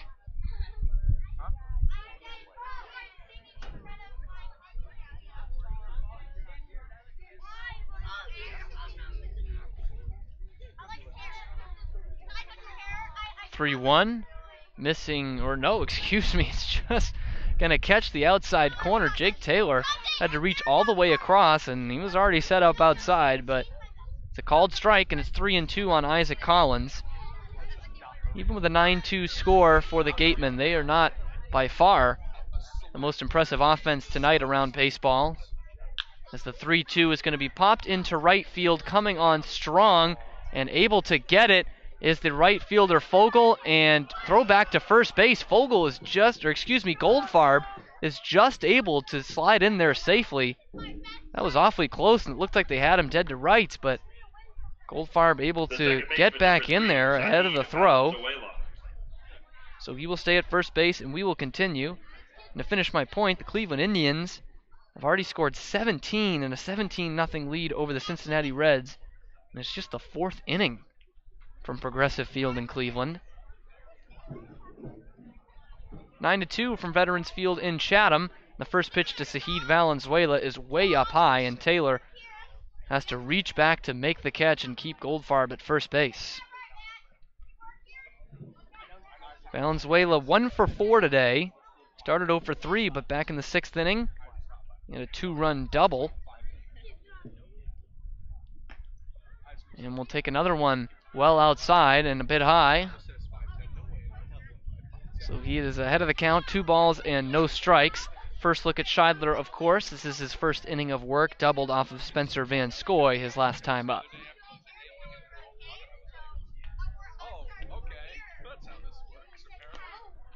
2-0, going to be up high once again. Holding back his swing is Valenzuela. So for the third hitter in this inning, Scheidler has a 3-ball count. Got 1 to strike out in Drew Millis and 1 reach base on the walk. That's Jacob Goldfarb, who leads off that bag right now. And a second one will reach via the walk. This one outside, and Sahid Valenzuela will trot down to first base with the second free pass issued this inning. And the fourth in the last inning plus, drawn by the Wareham Gatemen.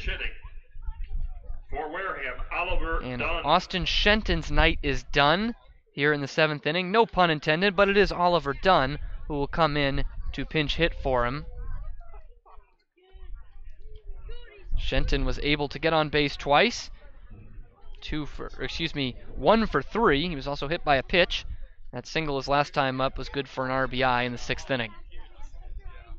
First offering, missing down low to Oliver Dunn. Nothing new there, and Jake Taylor will come out and talk to Nick Scheidler. Maybe switch up some of the signs with a man at second base. Dunn at just 125 on the year, had his only homer here at Veterans Field, but has been putting some better swings on the ball lately. Last week at Catuit, had a couple of extra base hits. In that 9-5 loss at Hyannis on Sunday, he was our player of the game here on the Gatemen Baseball Network.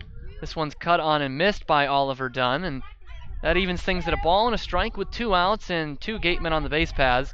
Jacob Goldfarb in scoring position at second, and Sahid Valenzuela at first.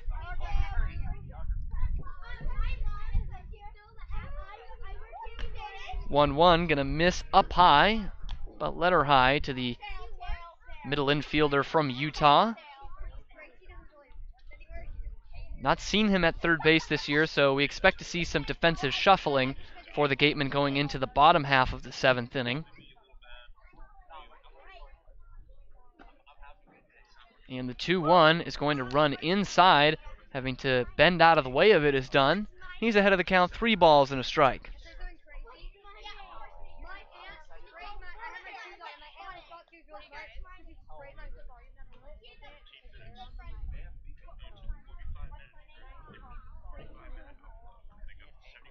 With 2 outs, here's the 3-1. Dunn is swinging on it a little bit late, but will fly it out to left field.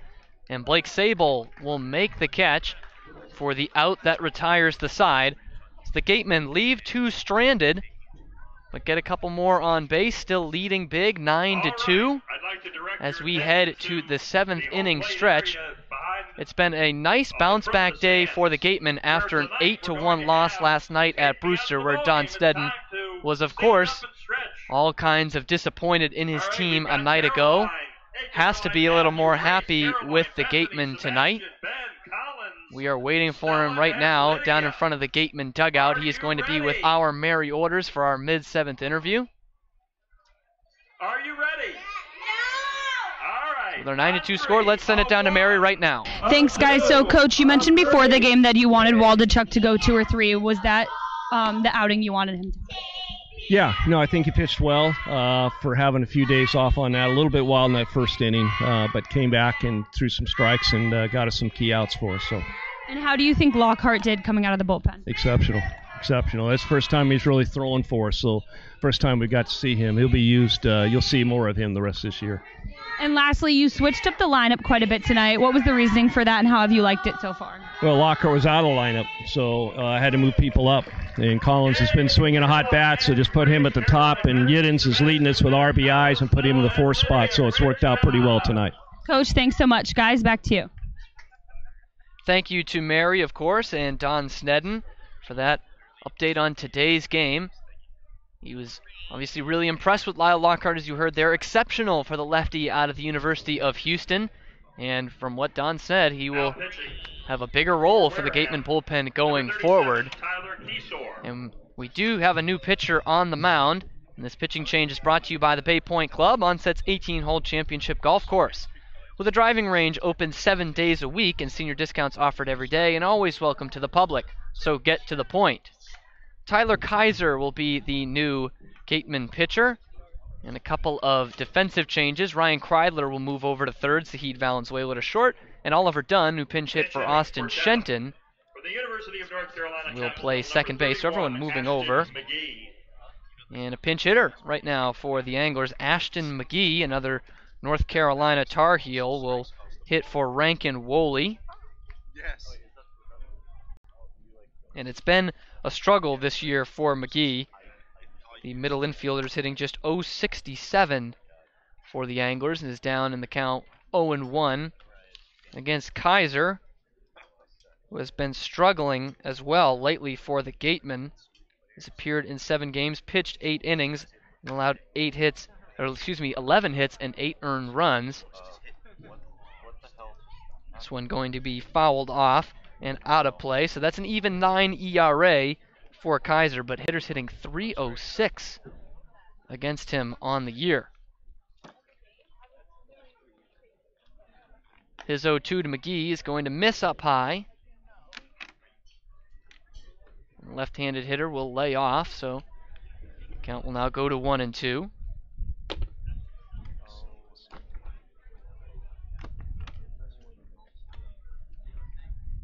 This one going to miss off the outside corner, so evens things up at 2 balls and 2 strikes. He is retired. And USC's Blake Sable will now come up with the bases empty and 1 man out. Kaiser from Eastern Florida State Junior College will be a Miami Hurricane next year, and join now his former Gatemen teammate Michael Amditas, the catcher, so they'll make up a battery down in Coral Gables. This one's shot out to deep right center field, and it's going to be the center fielder Idens who calls off the right fielder Collins and will make the catch on the deep fly ball, but it's just allowed out number 2. Jake Taylor from Oklahoma State. So 2 up and 2 down to start the night for Kaiser here in the bottom half of the 7th. And no mid-majors coming up this inning so far for the Anglers. From North Carolina to USC to now Oklahoma State. And the first pitch misses up high to the Cowboy, Jake Taylor, and will get all the way to the backstop, creating some oohs and ahs from the crowd. That still remains here at Veterans Field. A lot emptied out after that 4-run inning, making it 9-1. Now 9-2 as it stands. This one going to run outside for ball 2, 2-0.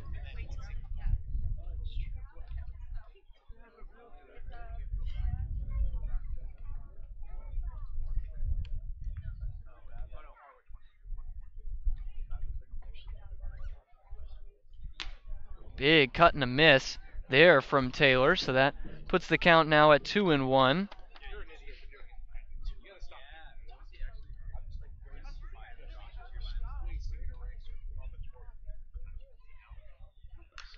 This one is going to be skied foul off to the right and out of play. Count stands at 2-2.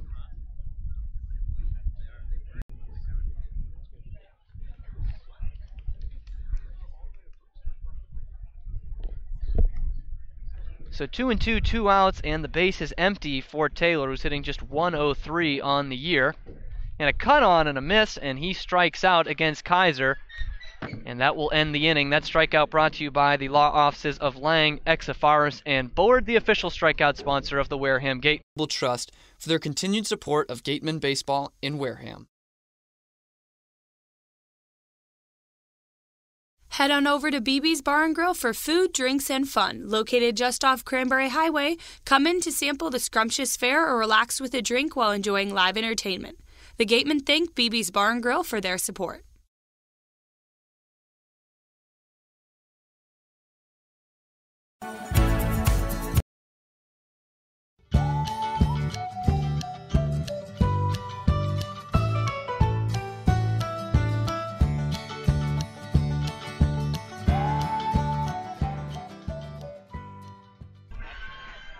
As we head to the 8th inning from Veterans Field in Chatham, we have some breaking news here on the Gatemen Baseball Network. You'll recall that game on Sunday, in which the game was played under protest at Hyannis, which was a 6-5 score in the 7th inning. The Gatemen seem to have won that protest, as they will make up those innings, or resume the game from the top of the 7th with 1 out and a 6-5 score. That is going to take place next Wednesday at noon in McKeon Park in Hyannis. That is before the Gatemen have to travel for a game that day at Stony Brook in Brewster. And that's a 5 o'clock start time in that one, so it's going to be a long day of baseball for Wareham and their fans next Wednesday. And a chance, J.D. Rachi, for the Gatemen to, at that point, probably extend a lead in the Western Division. Yeah, it's going to be an important matchup. Haven Parks, I would assume, I guess, since he was at the center of the protest, would bat first against the Hyannis Harborhawks. But I've never seen a game personally, or been to a game personally, where it has been restarted in the middle of an inning.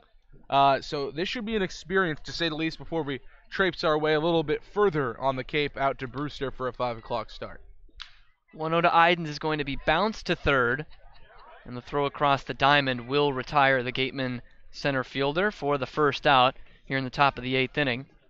It was something we had speculated, that the Gatemen would win this appeal, and they have. The rule book in the NCAA and therefore the Cape League is very cut and dry on it. As the DH came in to pitch, he is allowed to hit for himself. You are allowed to put your DH in there. So Haven Parks, the middle of all of it, will come in.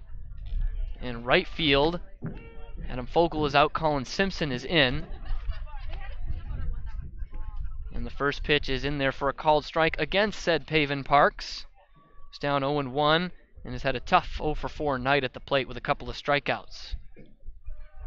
0-1 from Scheidler, who's in his second inning of relief, will miss inside for a ball and a strike.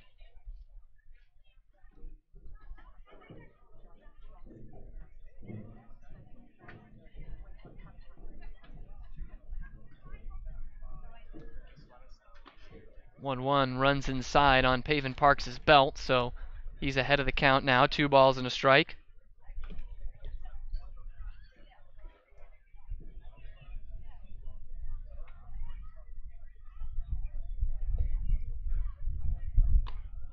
This one going to miss up high as well, so Parks, who has not been very comfortable at the plate all night tonight, is in a nice situation here. Hitters count 3 balls and 1 strike.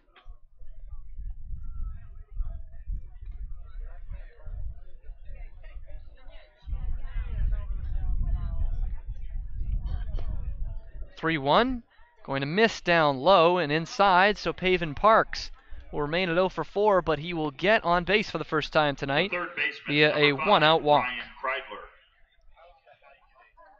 And with that, every Gatemen starter has now reached base today. Only Gateman that's come to the plate that hasn't reached, pinch hitter Oliver Dunn, back in the 7th inning. Ryan Kreidler will now step up, the Gatemen shortstop. 2-for-4 today with an RBI. and will shoot this one up the middle. They'll turn to second for one and on to first. High throw, but kept on the bag. And no, he did not keep himself on the bag. And everyone coming back onto the field as the Anglers were on their way off. But it's the new first baseman into the game, Kyle McCann, who was pulled off the bag. And reaching at first is Kreidler, 2 outs. And now Luke Roscom will come up to the plate.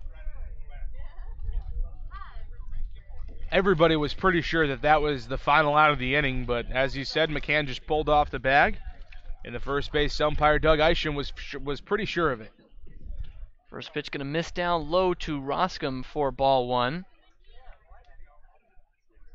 So once again, Gatemen will resume that protested game next Wednesday at noon at McKeon Park in Hyannis, winning their appeal to the Cape League.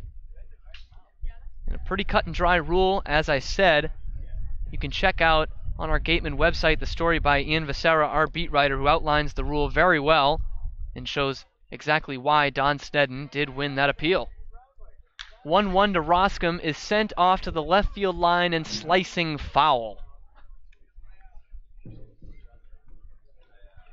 TM Riders, a family-run insurance agency located in downtown Middleborough, Massachusetts. TM Riders' goal is to find the best coverage at a fair rate for their customers, but they really value giving the best service they can provide. Visit the office on Thatcher's Row if you would like P&C insurance information, quotes, and policies. The 2018 Cape League All-Star Game played at White House Field in Harwich Sunday, July 22nd. Game time is 6 p.m., gates open at 2. One highlight will be the Cumberland Farms home run hitting contest. There will also be an autograph session and a large merchandise village with items from many of the teams. Support the Gatemen in part by purchasing your ticket right now at the merchandise booth. Tickets are just $5.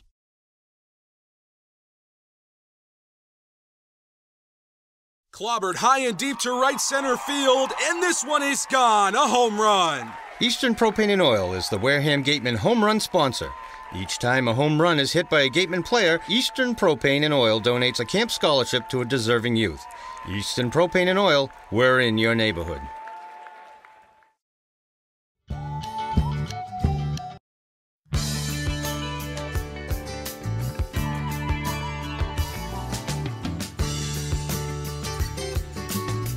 Tyler Kaiser out for his second inning of relief. Comes in the bottom of the 8th of a 9-2 score. The Gatemen out ahead. Top of the order for the Anglers here in the 8th. Jorge Arenas will get things started. And on the first pitch, he will sky it foul out behind home plate. And out of reach, giving chase of it is Drew Millis, and it will get out of play.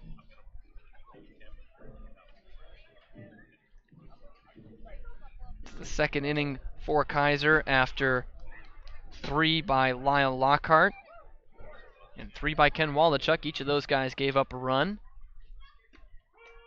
0-1 is going to be pounded in there on the top of the strike zone for a called strike 2.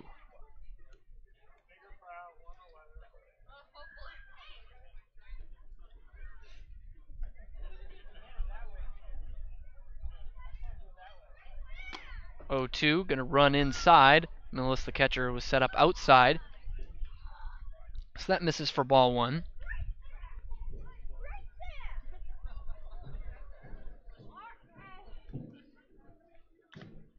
This one going to bounce in to Millis, the catcher from Missouri State.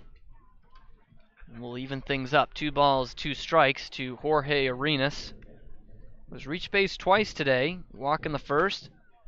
Grounded out in the second. Single last time up, and a strikeout this time as he swings and misses in a pitch on the outside corner. And that strikeout brought to you by the law offices of Lang, Faris, and Bullard, the official strikeout sponsor of the Wareham Gatemen. Good job from Tyler Kaiser to bounce back after a tough couple of outings. He's looked great through the first 4 batters he's faced here. That was a nasty breaking ball on the outside corner to Jorge Arenas.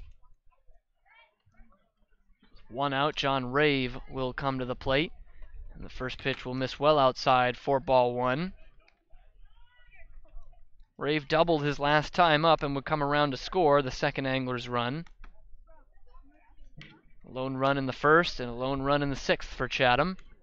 Rave takes this one on the outside corner for a called strike 1. And for Wareham, 2 in the first, 1 in the second. Single runs in the 4th and 5th, and then 4 in the 6th. This one bouncing inside, 4-2, 2-1 now the count. And what has become a pretty emptied out Veterans Field in Chatham. A lot of people started heading for the exits long ago. Rave will sky this one foul off to the left, and it will get out of play. So Kaiser's got him at 2 balls and 2 strikes.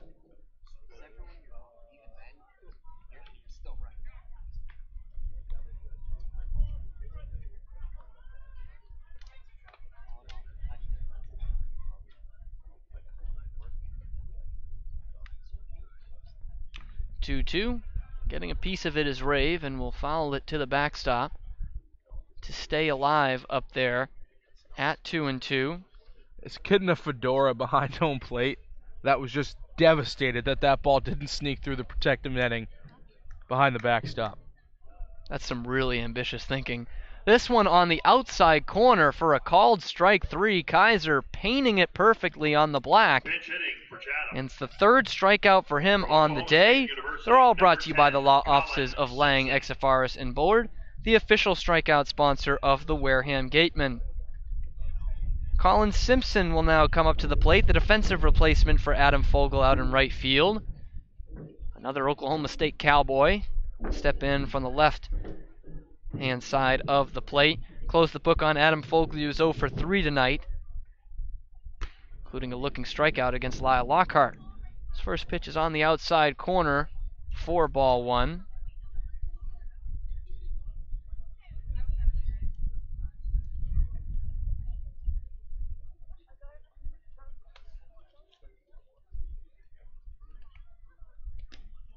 Oh, 1 is going to miss down low and away. 4-1, 1-1.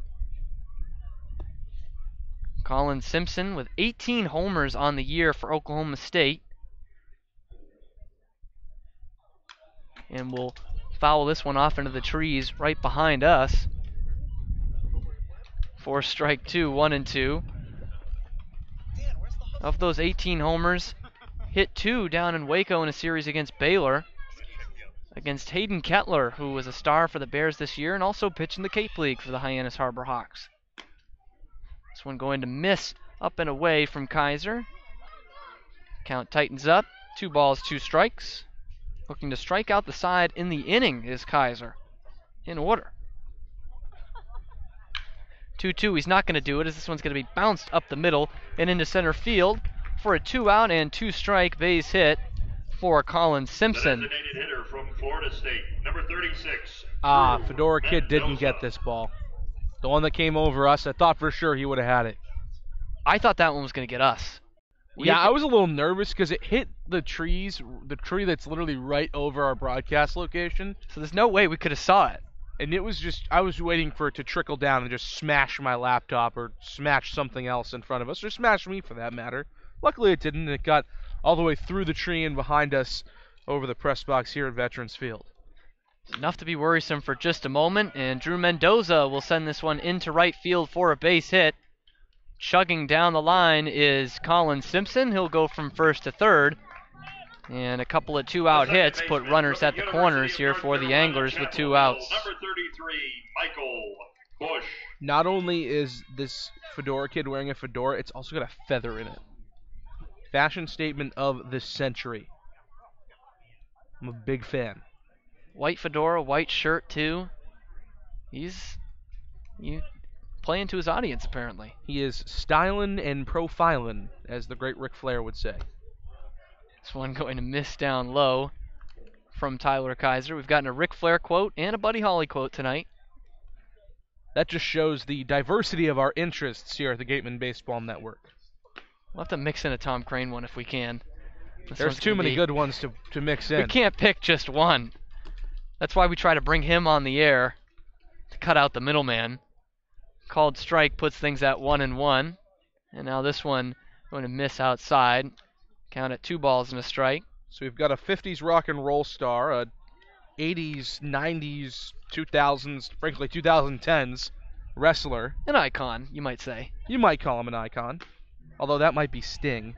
His nickname literally is the Icon. This one is cut on and missed for strike 2, 2-2. You might also call Tom Crane an icon, so.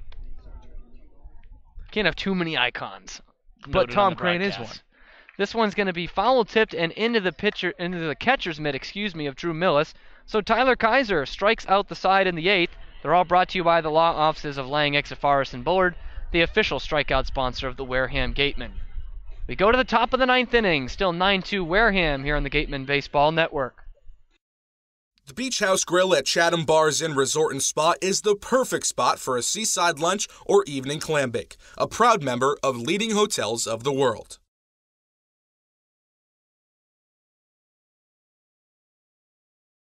The Wareham Gatemen thank Reed Custom Soils for your support. Reed Custom Soils is New England's most experienced precision soil blenders and is trusted by over 300 golf courses throughout New England. At E.L. Morse Lumber, commitment to the customer shines through in every aspect of their daily operations, including their competitive prices, complete product selection, and superior customer care. Visit E.L. Morse Lumber, located on Cranberry Highway in Wareham, for service with a personal touch.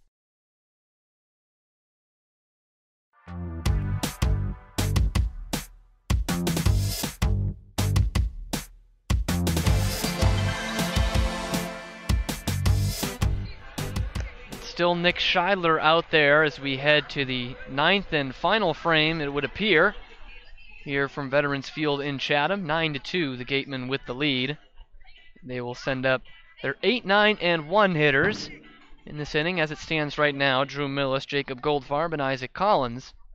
We'll see if Coach Dunstead wants to give someone else some cuts in a 7-run ball game. It is Millis to start things off. Switch hitter will bat right. All three have helmets on, so at least for now, Dunstead is thinking just keep things the same way they are. First pitch to Millis is going to be skied out towards right field. Simpson started out, but it's the second baseman who will come out on it and make the catch for out number 1 of the inning. Number 45, so Millis is retired on the fly out, and he was 0 for 4 on the day, but did draw a walk back in the 6th inning. And now Jacob Goldfarb, a lot different stat line for him. 1 for 1 as he bats in the 9th, a double all the way back in the 2nd inning. And since then, a walk in the 4th, hit by a pitch in the 6th, and a walk again in the 7th.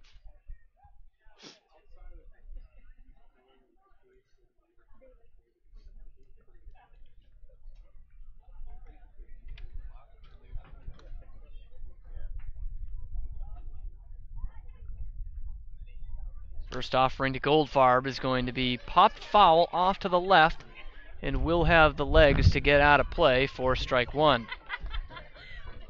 Now Fedora Kid is going up against our videographer Dan Longton, who gave it a chase, but neither of them will get to it. Some good competition there. Dan's not fair. He's got longer legs than these kids. Way longer legs. And a former college athlete. That's right. Varsity athlete.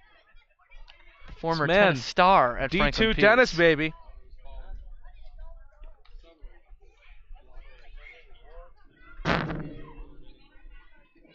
One and 1 is the count to Goldfarb. Now we'll run in his favor 2-1 as this pitch ramps up high on him by the letters.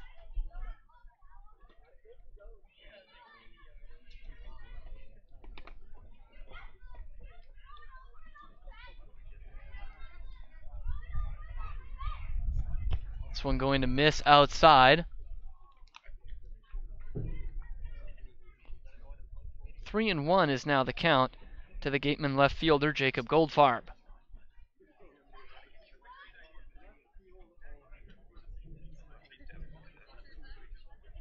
Here's that 3-1. Going to miss up high, and Goldfarb has had some exceptional discipline at the plate tonight. The 3rd walk he has drawn, and is on base for the 5th time. Ahead of Isaac Collins. On base percentage probably going to go up here for Jacob Goldfarb, if I had to guess. You got to believe that, right? And Collins, no slouch himself tonight. He's been on base 4 times, 3 singles and a walk. 3 for 4 on the night. First pitch to him is going to miss down low and away for ball one.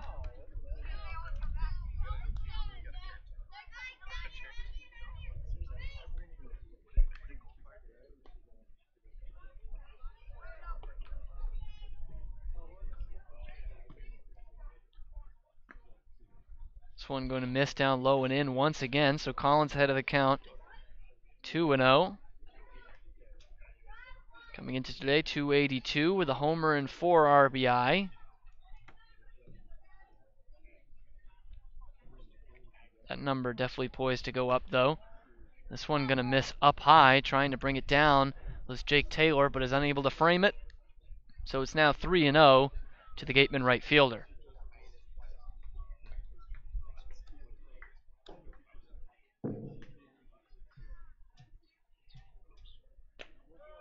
This one just going to catch the bottom of the strike zone for a called strike one, 3-1. Collins taking all the way there. Although I wouldn't have been surprised to see him swing away. Yeah, might as well. 3-0 in the ninth, 7-run lead. The way he's been swinging the bat today. He's going to nub this one down to third base. It's going to be playable for McGee. Or no, they're going to say it had hit off of Collins, so it's going to be a foul ball. Someone's got to let Jacob Goldfarb know. And wait a minute, now the first base umpire is saying he's out, but deferring back to home plate. I don't really know what's going on here. Steve Durant seems to think. And now Collins is going to the dugout. What? He stayed at the plate. Steve Durant seemed to keep him there. The shortstop, number 3, Saheed. But now I guess it did not graze off of him, so he's out at first base. If you can even say that. Never even left the batter's box, and down to second base is Jacob Goldfarb. Productive out, though. Moved Goldfarb into scoring position. Sure did. Ahead of Saheed Valenzuela, guy who's got a couple of RBI tonight.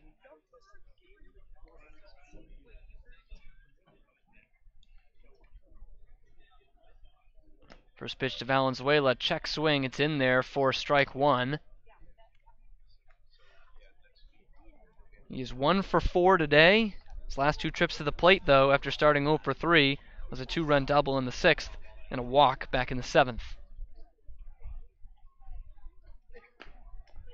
0-1, well outside. Taylor dives out to get it.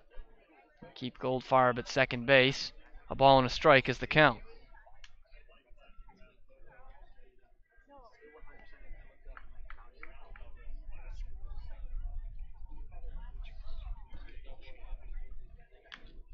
Valenzuela going to cut on this pitch and foul it straight back into the screen. So the new count's at 1-2 with 2 outs in the top of the 9th inning. And Goldfarb leading off of second base. Oliver Dunn is standing on deck.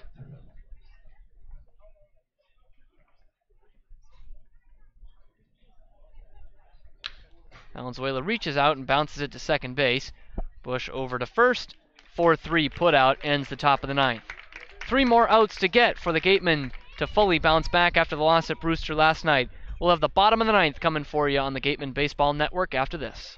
Are you hungry? Visit the concession stand for some new menu items. Try fried dough, chicken fingers, or Village Signs of Mattapoisett. They do it all, from logo design. Are you hungry? Visit the concession stand for some new menu items. Try fried dough, chicken fingers, or french fries along with your regular favorites, hot dogs, burgers, cold drinks, and ice cream. Proceeds from the concession stand support the Gatemen and the Wareham High DECA program. Red Shirt Fridays is a national program created to acknowledge, honor, and support our troops who put themselves in harm's way to defend our freedom. In support of this program, the Cape League teams will be wearing a specially designed red jersey every Friday. This special weekly celebration of Red Shirt Fridays is sponsored by 47 Brand, HP Hood, Cape Cod Regional Transit Authority, Advanced Embroidery, and the Cape League. Support our troops and join us by wearing red each Friday. The Bay Point Golf Club offers a unique collection of 18 championship golf holes, a beautiful banquet facility, and a club host that has a fully stocked pro shop. The Bay Point Grill is a perfect place to grab a meal or watch a game. The course is located off of Onset Avenue in Buzzards Bay. The Gatemen thank you for your support.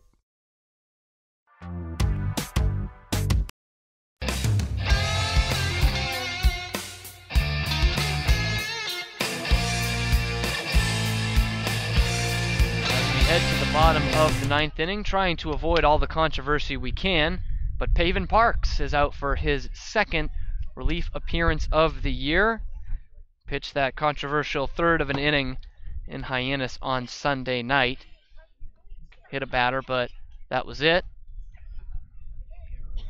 Now Kyle McCann, who came in as defensive replacement at first base, will lead things off. This one's in there for a called strike on the outside corner. 0-1.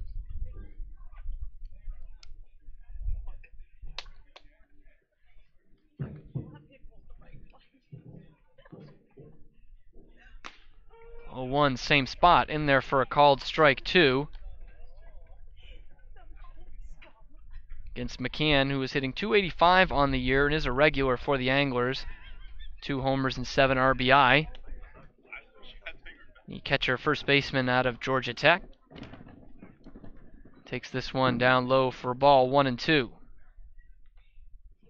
Gatemen will be on the road again tomorrow, as they will head to Lowell Park in Cotuit to take on the Kettleers. A 5 o'clock start time in that one. 4:30 here for the Gatemen Pregame Show. On the outside corner, a called strike 3. Pavin Parks sends Kyle McCann packing. First batter, he gets his first strikeout. It's brought to you by the law offices of Lang, Exafaris, and Bullard, the official strikeout sponsor of the Wareham Gatemen. What protest? Don Sneddon and Jim Lawler certainly not protesting this outing in that first at-bat from Pavin Parks. First strikeout of the year.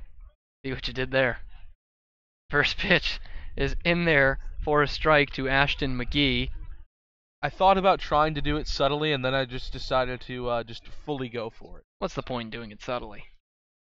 No fun in that. 0-1. Feeble swing and a miss by McGee. He's down 0-2. He's 0 for 1 since coming into the game. He flew out to Oliver Dunn at second base to lead things off in the 7th. This one's going to be bounced towards Dunn's direction again. He gets it in front of the second base bag, but has to go down low to get it, and will boot it. So no throw on to first. Reaching there is Ashton McGee.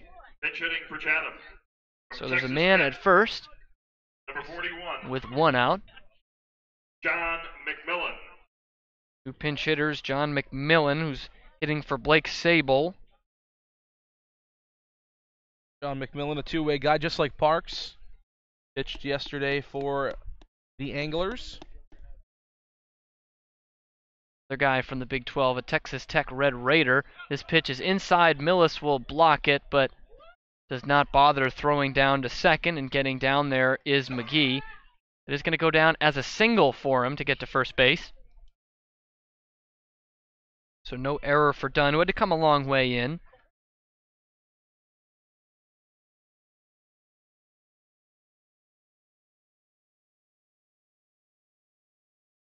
.1-0 is going to miss up and away for ball 2, 2-0. The strikeout of McCann to start the inning was the 9th of the night for Gatemen pitching. 7 of them coming from the bullpen. This one just missing off the outside corner for Parks. That puts the count at 3-0 to McMillan, the man in scoring position at second base for the Anglers. 3-0, and he's swinging, and he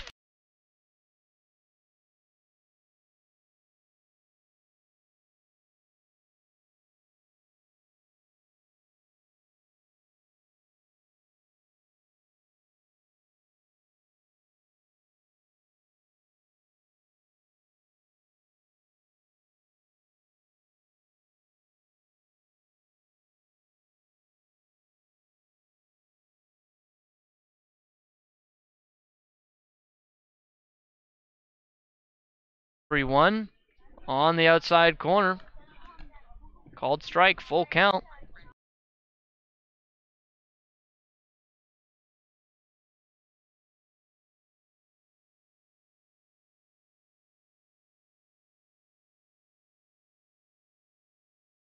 Parks brings the glove to his chest. Here's the payoff. Swing and a miss making it even 10 strikeouts for Gatemen pitching tonight. The catcher from Oklahoma State. It's brought to you, of course, by the law offices of Lang, Ixafaris, and Bullard, the official strikeout sponsor of the Wareham Gatemen. So 2 outs in the ninth, just one more to get for Pavin Parks, and standing between him and a decisive Gatemen victory right now is Jake Taylor, the now catcher from Oklahoma State. He's going to bounce this one foul down the first baseline, and that will roll harmlessly to the Gatemen bullpen. And a great effort out there running for it by Will Proctor. And then somebody was trying to throw it back to Will Proctor after it got into the bullpen and promptly threw it over the chain link fence. Give them an inch and they take a mile, JD. This one's going to come in and hit Jake Taylor, his Oklahoma State teammate. We'll get him up in the elbow. So with 2 outs, it's now 2 men aboard for the Anglers. Taylor advancing to first, then a hit by pitch. Number 49, Jorge Arenas. So flip it up to the top of the order, Jorge Arenas, who is still in the game. One of the few Anglers that has survived the night without a pinch hitter. He will come on. He is 1 for 3 today. Walked in the first, also had a single in the fifth, but was picked off by Lyle Lockhart to end that frame. This one on the inside corner for a called strike 1, 0-1.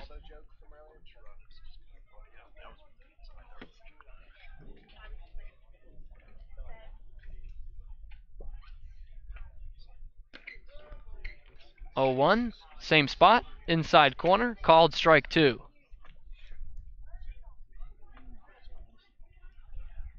So runners at first and second, 2 outs in the ninth, and an 0-2 pitch to Arenas. It's going to be bounced on the ground to second. Oliver Dunn will flip it to Zahid Valenzuela covering second base, and that is the out that ends the ball game.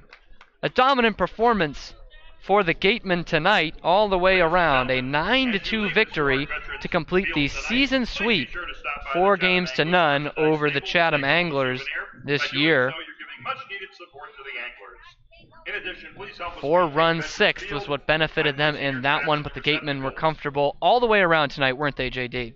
They were. The pitching staff was great. I really want to touch on that before we get post-game started with our host today, Enrique DeMore. The pitching staff was stellar. Ken Waldachuk came out, threw an absolute gem outside of that first inning. Then you get Lyle Lockhart, a guy that really struggled in his first 2 outings of the season. He comes into a low-leverage situation and dazzles. 3 innings, 4 hits, just 1 run for him. Tyler Kaiser bounces back from a tough couple of outings. He goes 2 scoreless, and then Pavin Parks closes it out in the 9th inning. The pitching staff was great. Isaac Collins was great. A lot of guys really great tonight. Jeremy Iden's another guy, 3 for 5, 3 RBIs. 3 for 5 just like Collins was today. So, and then how about Jacob Goldfarb? Reaches all 5 times he comes to the plate. This Gatemen offense is back, and the pitching staff much better than it was yesterday against a lowly Brewster team. Certainly a lot of bright spots for the Gatemen to take to Cotuit tomorrow, where they will play the Kettleers a 5 o'clock start time. That's going to do it for me and JD on the broadcast. Let's send it over to our postgame show with tonight's host, Enrique DeMore. Thank you guys so much, Cam and JD, doing the fun stuff today for the Wareham Gatemen Baseball Network. Again, a 9-2 blowout victory over the Chatham Anglers. 4-0 season sweep, the only team that we will not see again at all this year. We started the season off with them, and we'll end with them as well here on day 27 of the Cape League baseball season. Gatemen go to 16-11. They keep pace with Hyannis, who beat Cotuit 5-2 at their place. And, of course, we'll see them again to replay the second half of that game on Wednesday. So the Gatemen do keep pace in the standings, but might be able to get a game back with that one. They were losers in that one originally 9-5. But let's get cracking on this one. This pushes the run differential between these two teams in favor of Wareham by a startling plus 22 runs in favor of the Wareham Gatemen. Everything was working today. Offense from just about everyone. Isaac Collins, who is our player of the game, will be here shortly for a post-game interview. He had an awesome day. A little bit of a wonky out in that last at-bat. But regardless, 3 for 5 with a walk, pair of runs scored, another stolen base for him, 2 RBIs. Zahid Valenzuela, a clutch 2-out double. Jeremy Iden slotting nicely into that 4-hole spot. And this lineup shuffle could prove helpful for the Gatemen. Isaac Collins, we know he can hit well, 8-9-1. Jacob Goldfarb providing a little bit more pop out of the bottom of the lineup, a big double. But my goodness, he got on base 5 times today. 3 walks and was hit by a pitch, managed to score twice as well, but was stranded 3 times. Jeremy Idens, like we mentioned, reached base 3 times, 2 for 5 on the day, 3 RBIs, a single and a double. Pavement Park's a bit of a tough day for him, but Ryan Kreidler as well, 2 for 5, continues his hot stretch, pair of singles, RBI as well for him, another stolen base. Luke Roska managed a base knock, and Drew Millis a hitless day, but did manage to walk and score as well. Like JD said, stellar from the pitching staff, and I think most notably that I think is a sigh of relief for the Gatemen as starter after starter leaves the starting rotation. And Ken Waldachuk, who was such a power arm, not a high strikeout game for him, and it was a short outing for him. He only threw 50 pitches, but let up just 1 hit, 1 earned run, pair of walks, pair of strikeouts for the sophomore from St. Mary's. 3 innings of work for Waldachuk as well. But I think what was also really cool, and another big sigh of relief, was that the left-handed arm out of the bullpen, Lyle Lockhart Jr., one of the few left-handed arms out of the bullpen. What an outing for him. A sophomore from Houston, 4 hits, 1 earned run, no walks, 2 strikeouts, and 3 innings of work for him. Tyler Kaiser bounced back to his strikeout ways. 4 strikeouts for the future Miami Hurricane. No earned runs, 1 hit, no walks for him. And that no walks number is big because he is a power arm, but the command has gotten away from him at times in the last couple outings that he struggled for the Gatemen. That has been his undoing. And how about Pavement Parks? A solid 2 strikeout inning for him. 9 runs, 12 hits, no errors for Wareham. 2 runs, 8 hits, 2 errors for the Chatham Anglers. And for Chatham on offense, it was a rough, and I mean rough day. Despite the 8 hits, they left 7 on base. So, okay, it wasn't maybe abysmal, but the 2 runs just aren't going to get it done. The 2 errors as well contributed to some free Gatemen base runners. None of them came around to score as none of the runs were unearned. Spencer Van Scoy had a forgettable day at the plate. Davis Daniel gave up his first 4 runs period on the year. But the best chances they had were in the 5th and the 6th inning. Pair of knocks, but all stranded as Jorge Arenas got picked off. In the first game, or in the first inning, when the Anglers did score their first of their 2 runs on the day, I thought that might have been it for them, and that we would have gotten a nice back and forth affair. Chatham is a heck of a ball club. They sit in 2nd place, and we're riding a 2-game win streak. Beat up on the streaking Falmouth Commodores, who just knocked off the Bourne Braves at Doran Park today. And Chatham, they're a very good team, but for whatever reason, the Gatemen have had their number all year. Heck of a day for Wareham. 2 runs in the 1st, 1 in the 2nd, 1 in the 4th, 1 in the 5th, and that 4 spot in the 6th inning. Of course, highlighted by the 2-run double by Zahid Valenzuela. And Austin Shenton and Jeremy Idens continuing to produce. That 2-3-4 in the lineup looked really darn good. But the walks and the hit by pitches as well, Wareham was also able to take advantage of. They weren't incredibly aggressive on the base paths, but were just smart and were able to convert with runners in scoring position. A really complete day for Wareham, despite leaving the 11 runners on base. Maybe not a mark that they would like. When you score 9 runs and win by 7, it really just doesn't matter as much. Pretty complete effort for the Gatemen today. We're going to take a quick break, and when we come back, an interview post-game with our player of the game, Isaac Collins, when we come back on the Gatemen Postgame Show.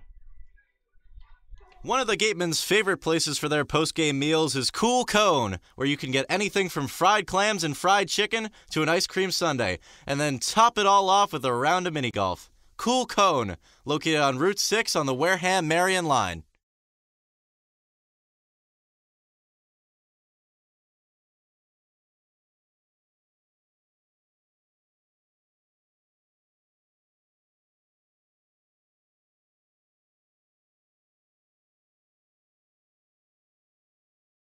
Whatever your goals may be, Joe Crespi and the Merrill Lynch of Taunton will work with you to develop a customized financial strategy designed to help you pursue what's important to you. Managing your wealth and listening to you is their top priority.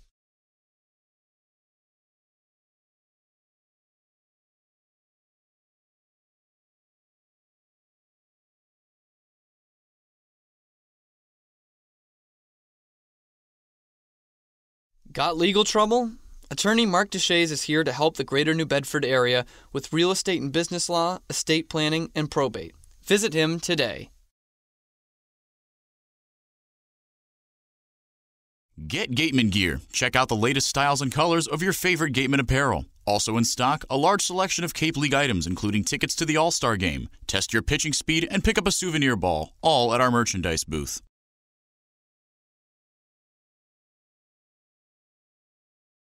Gatemen Baseball is officially sponsored by Robertson's GMC, the truck professionals, located on Cranberry Highway in Wareham. We are proud to sponsor the Gatemen Youth Clinic for 2018.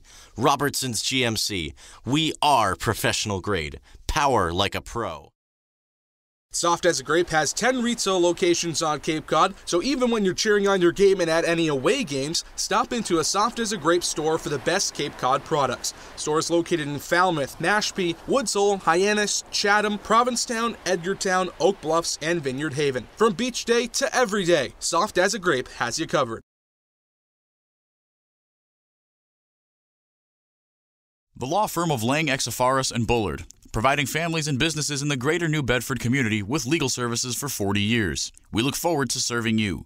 For an appointment, call 508-992-1270. We invite you to learn more about the law firm of Lang, Exafaris & Bullard by visiting our website, lxblaw.com.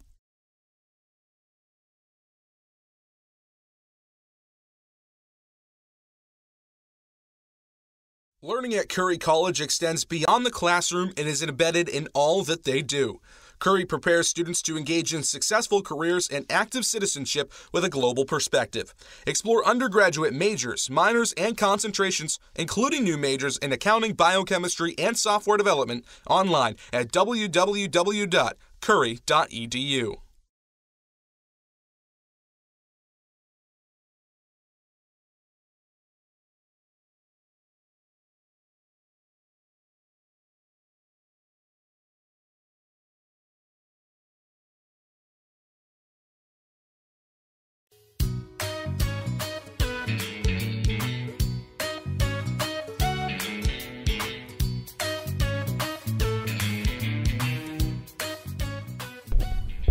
Welcome back to the Gatemen Postgame Show. My name's Henrique DeMore, here with our player of the game, Isaac Collins. Isaac, heck of a day today. 3 for 5. You reached base 4 times. It was really going well for you in the beginning of the game, and you've been putting together really good at-bats. Walks, hard contact. Tell me about your approach these last few games.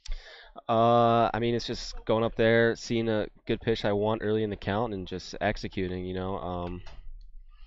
Just been feeling it lately. Baseball's a weird sport. You go through hot streaks, you go through cold streaks, and it seems like the last week and a half, 2 weeks, I've been on a hot streak, so hopefully I can keep it going. Yeah, and another guy who has been hitting well is a guy like Jeremy Ides, who's been, despite the offensive ups and downs for you guys, he's been hitting really well, and the rest of the offense contributed in a big, big way. How much easier is it to hit when the guy behind you and the guy in front of you, even Goldfarb in the 9-hole, Ides in the cleanup spot when they're raking as well? Definitely. I mean, if someone behind you or in front of you is hitting really well, they can't pitch around that guy. They can't pitch around you, so the pitchers are coming right at us, and which is good. If everyone 1 through 9 is hitting well, it's contagious. Hitting is contagious. Our coach always tells us that. Now, against these Chatham Anglers, 4-0 season sweep. You won't see them again. Started the day, opening day against them. What is it about these Chatham Anglers that, despite, a team in Brewster that record-wise isn't so good, and Chatham a much better team, you come out a little bit flat against Brewster, but you bounce back against Chatham. I mean, what is that? Is that playing up to your competition? How'd you bounce back so quick?